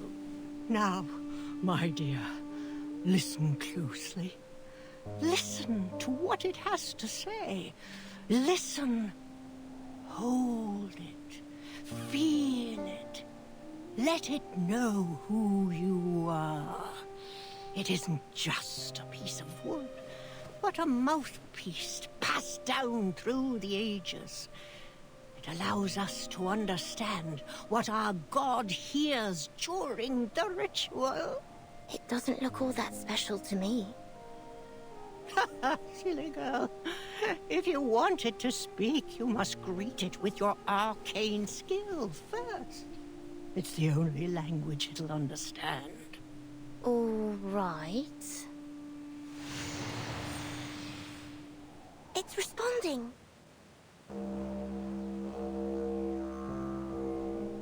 Ugh, that sounds awful. That's because you greeted it awfully. I greeted it awfully?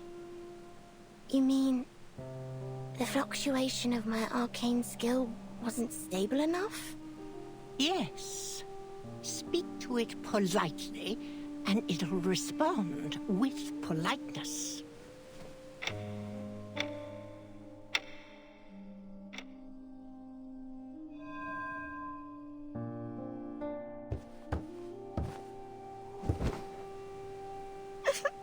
Miss Raven, that hurts. The path of pilgrimage is full of thorns. It offers no shortcuts. You must make your way inch by inch. Otherwise, you'll never reach the Sanctuary of Glory, the place where all the lights gather, and you'll die a nobody. Full of thorns? So, will I be freed from pain if I keep training? Shush. Press your head against your shin, just as the divine sun did. Okay. Closer! I want that head tight against your shin. The tighter, the better. Yes, miss.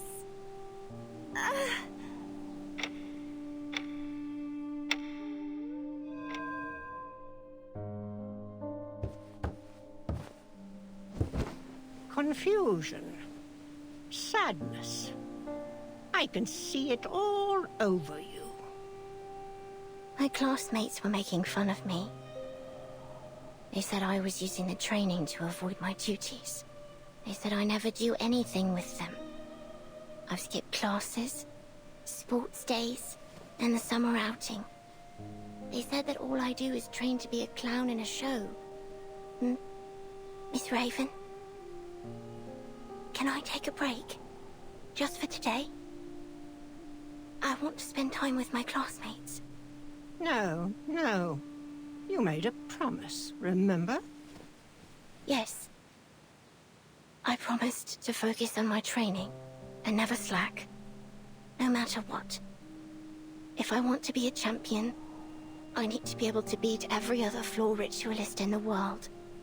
Every tear, every drop of sweat, will pave my path to the podium. So, you do remember it. Every word. Our God can only hear the most faithful prayers. Yes, only the most faithful. You must offer everything you have to him. Your heart, your flesh, from here to here.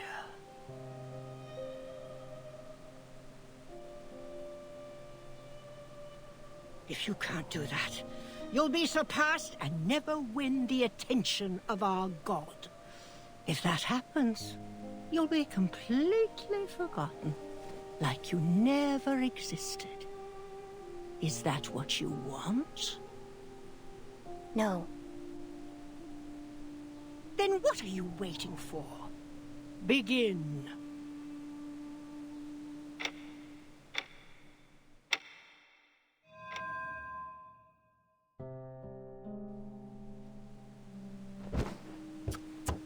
No, not like that. Why? This element will score me points. Yes, but not enough. Not enough? Then they should revise their scoring system.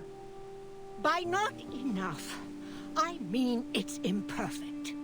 Unfaithful. Our God won't hear you.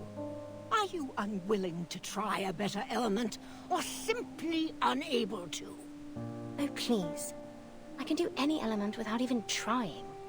Then show it to our God. I've got it. Stop nagging me.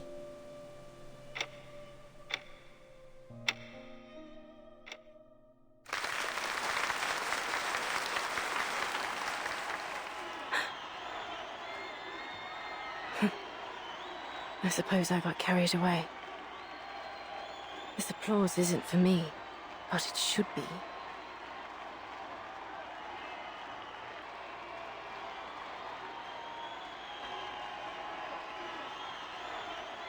What distracted me?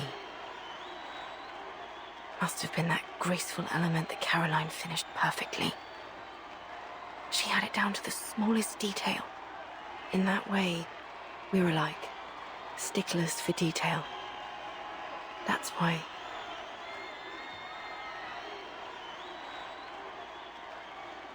Thank you everyone. I'm feeling so restless.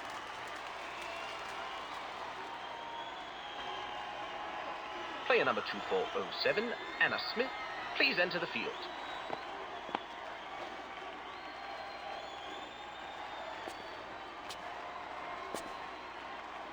What did you think, Charlotte?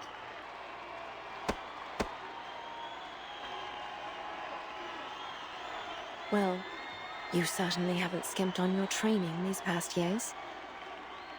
That's it?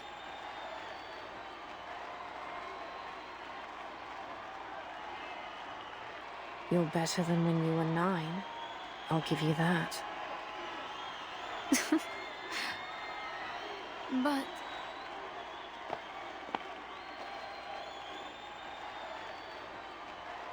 Are you sure you saw my performance clearly? The smog's rather heavy.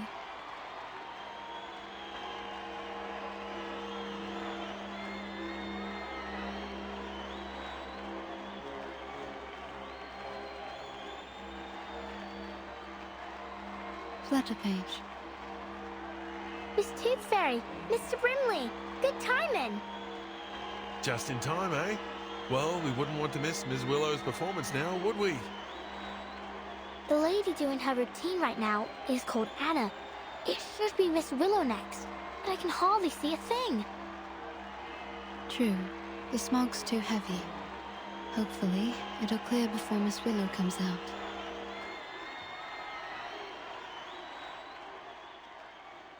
What's wrong?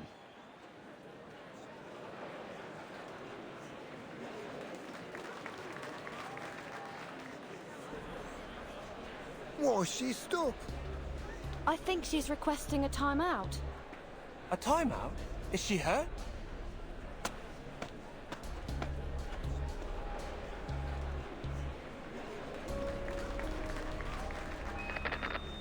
Silence Silence, please.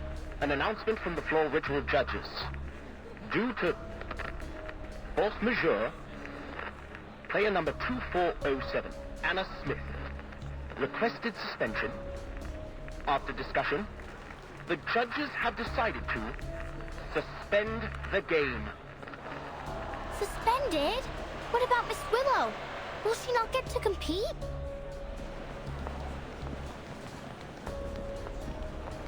Suspended? We gave everything to help these games. How could she just back out like this? I heard that a winged key archery player got injured. Maybe that's why. What, so we're supposed to just leave? The games have hardly begun. Miss Tooth Fairy, what should we do? Miss Willow is next. It'll be such a shame if she can't play.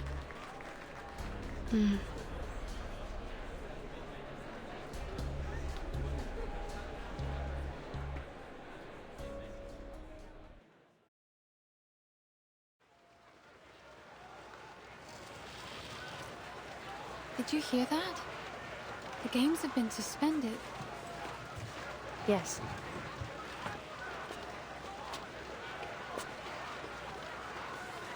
I suppose we should head home and wait further notice. Maybe the games will continue once the smog clears.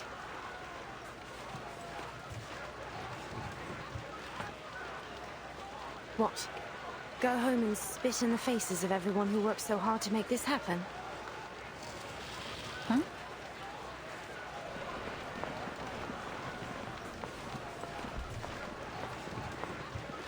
No.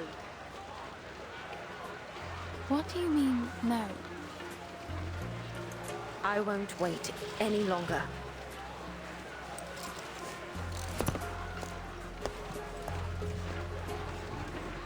Charlotte.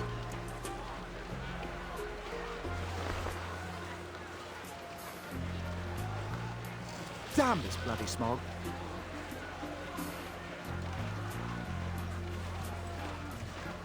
Wait! Everyone! The games aren't over yet. But the competitors aren't even competing. What's the point of staying? Oh, why don't I go and dance on the floor instead?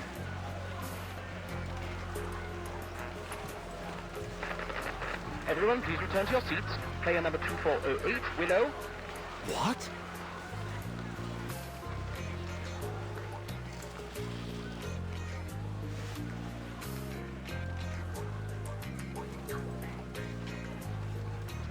I've lived in seclusion for 10 years. Trained alone with nothing but the pain in my leg and my own arrogance.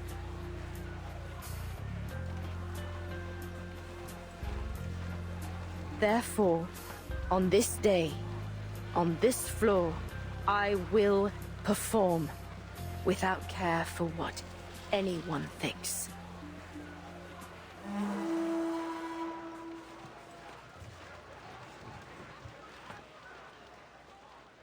Palest yellow turns to godly light.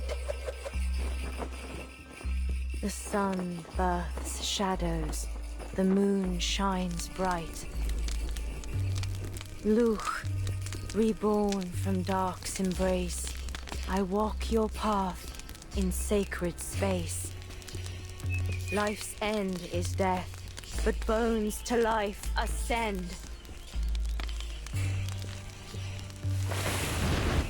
Luch, before me, from underworld I wend. Luch, gaze on me, I rise from shadows dark. Luch, heed me, your power impart, as you are me and I your counterpart.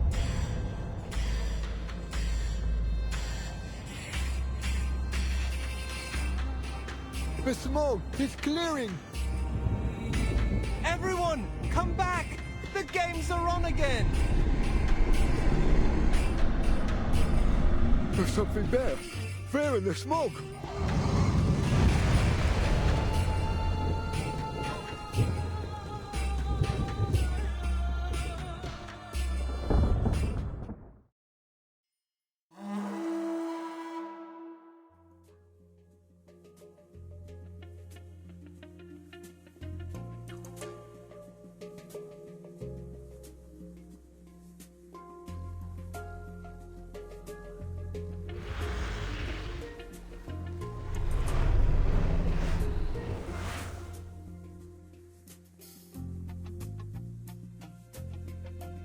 All right, you filthy little thing. It's time you learnt a lesson.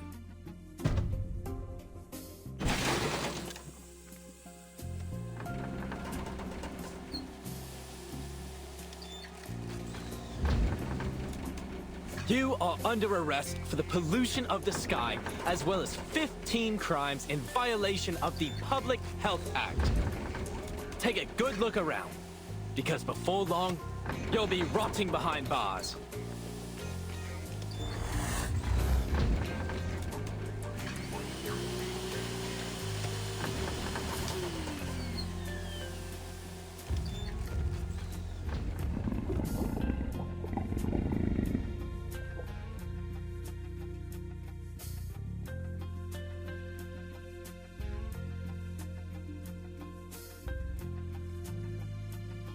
It may be broken, but it's still an air purifier.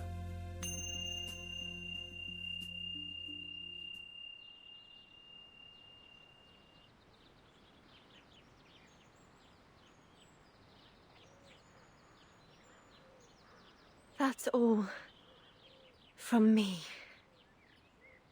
Thank you for watching.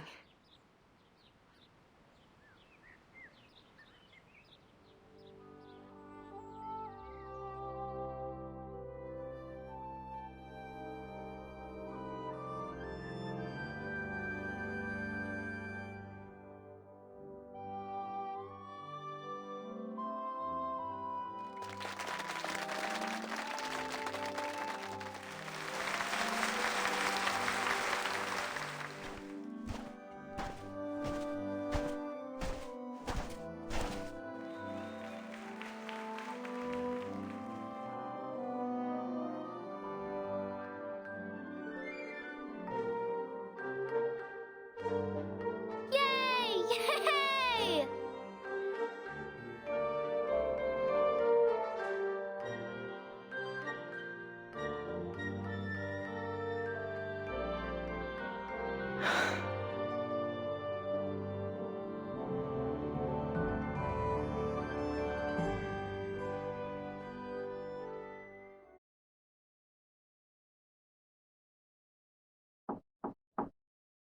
Come in.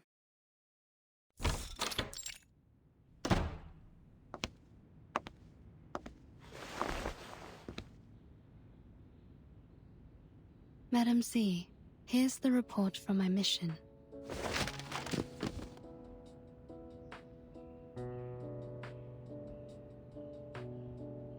It seems you've been busy too.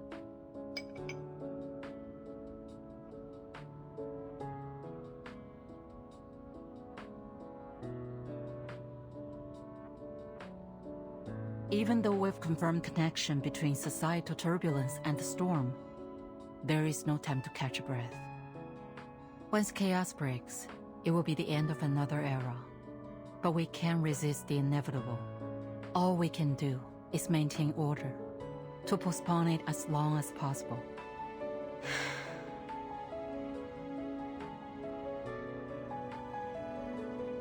So, any findings in London?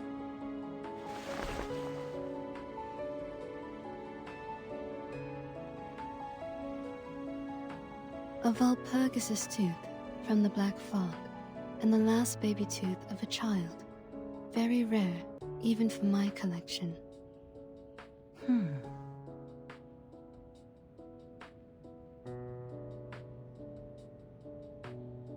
Right. Well, that's good to know.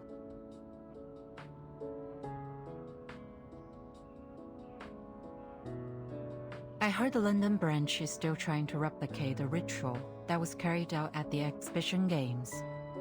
What was that? It was a coincidence, actually.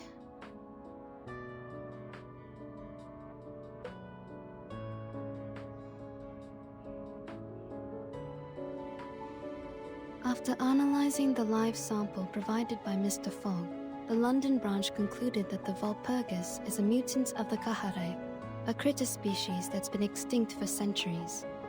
Miss Willow lent one of her heirlooms to the London branch after the games, a book that details an ancient ritual meant to worship the god of the sun. This is the ritual she performed on the floor. But when Miss Willow performed the ritual again in front of the Walpurgis, nothing happened.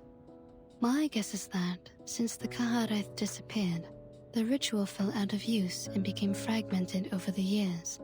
Her version of it is probably incomplete. The conditions must have happened to align at that moment to allow the ritual to work. It could have been any combination of things. Miss Willow's dancing, the music from the didgeridoo, the fire from the torch, the magnetic fields around the stadium. Or perhaps it was all of them.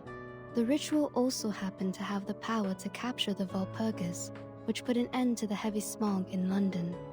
It makes sense, really, that a ritual used to worship the god of the sun would capture a monster that covers the sky and plunges everyone into darkness.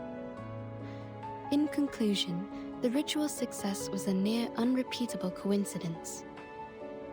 An endangered critter and a long-forgotten ritual. I guess that's why humans are always sifting through their past. There's always wisdom to be found in history.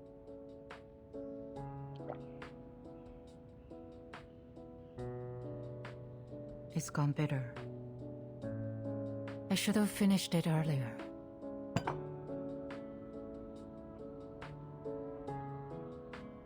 By the way, I've approved your vacation request. No one should disturb you this time. Thank you. Have a good day.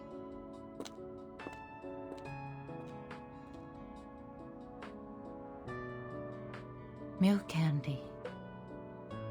Makes me miss the rabbit candy back home. Well, at least it goes with the tea.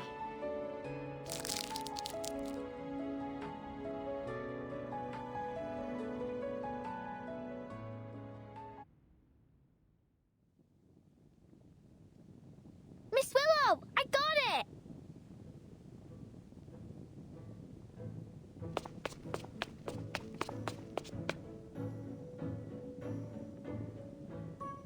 Look! The Foundations recognize our games! Here's your invitation and our tickets! I suppose your flying does come in handy after all.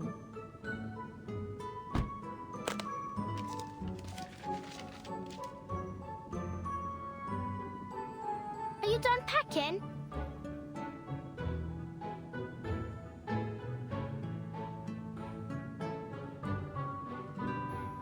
Ain't you taking this medal with you?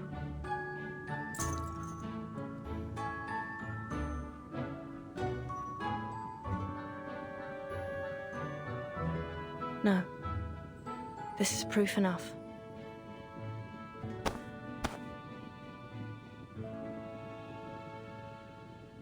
But that medal's for the winner of the qualifiers. Oh, please. They're just qualifiers.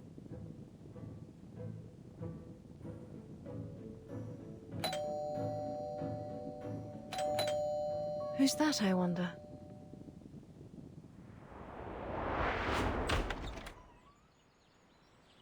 Wow, what happened to the garden? It's beautiful. Ms. Willow's put a lot of care into it ever since she won first place in the qualifiers.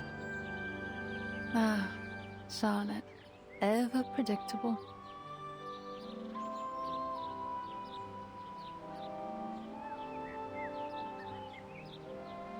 What are you doing here? We want to invite you to join us. Let's go to Australia together. With Caroline too? For your information, Charlotte, the top 3 athletes all qualify for the finals. And besides, I might have beaten you if you weren't so lucky as to capture that Walpurgis. By the way, the ship we're taking is owned by the Bartley family. What? So, Ms. Bartley said she'd arrange a presidential suite for us. A presidential suite? Like, for presidents?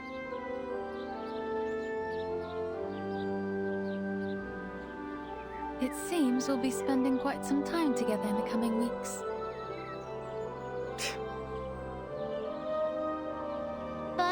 least one of us is a president. It's Caroline, ain't it? It must be. Would you shut your mouth? You can't scare me anymore.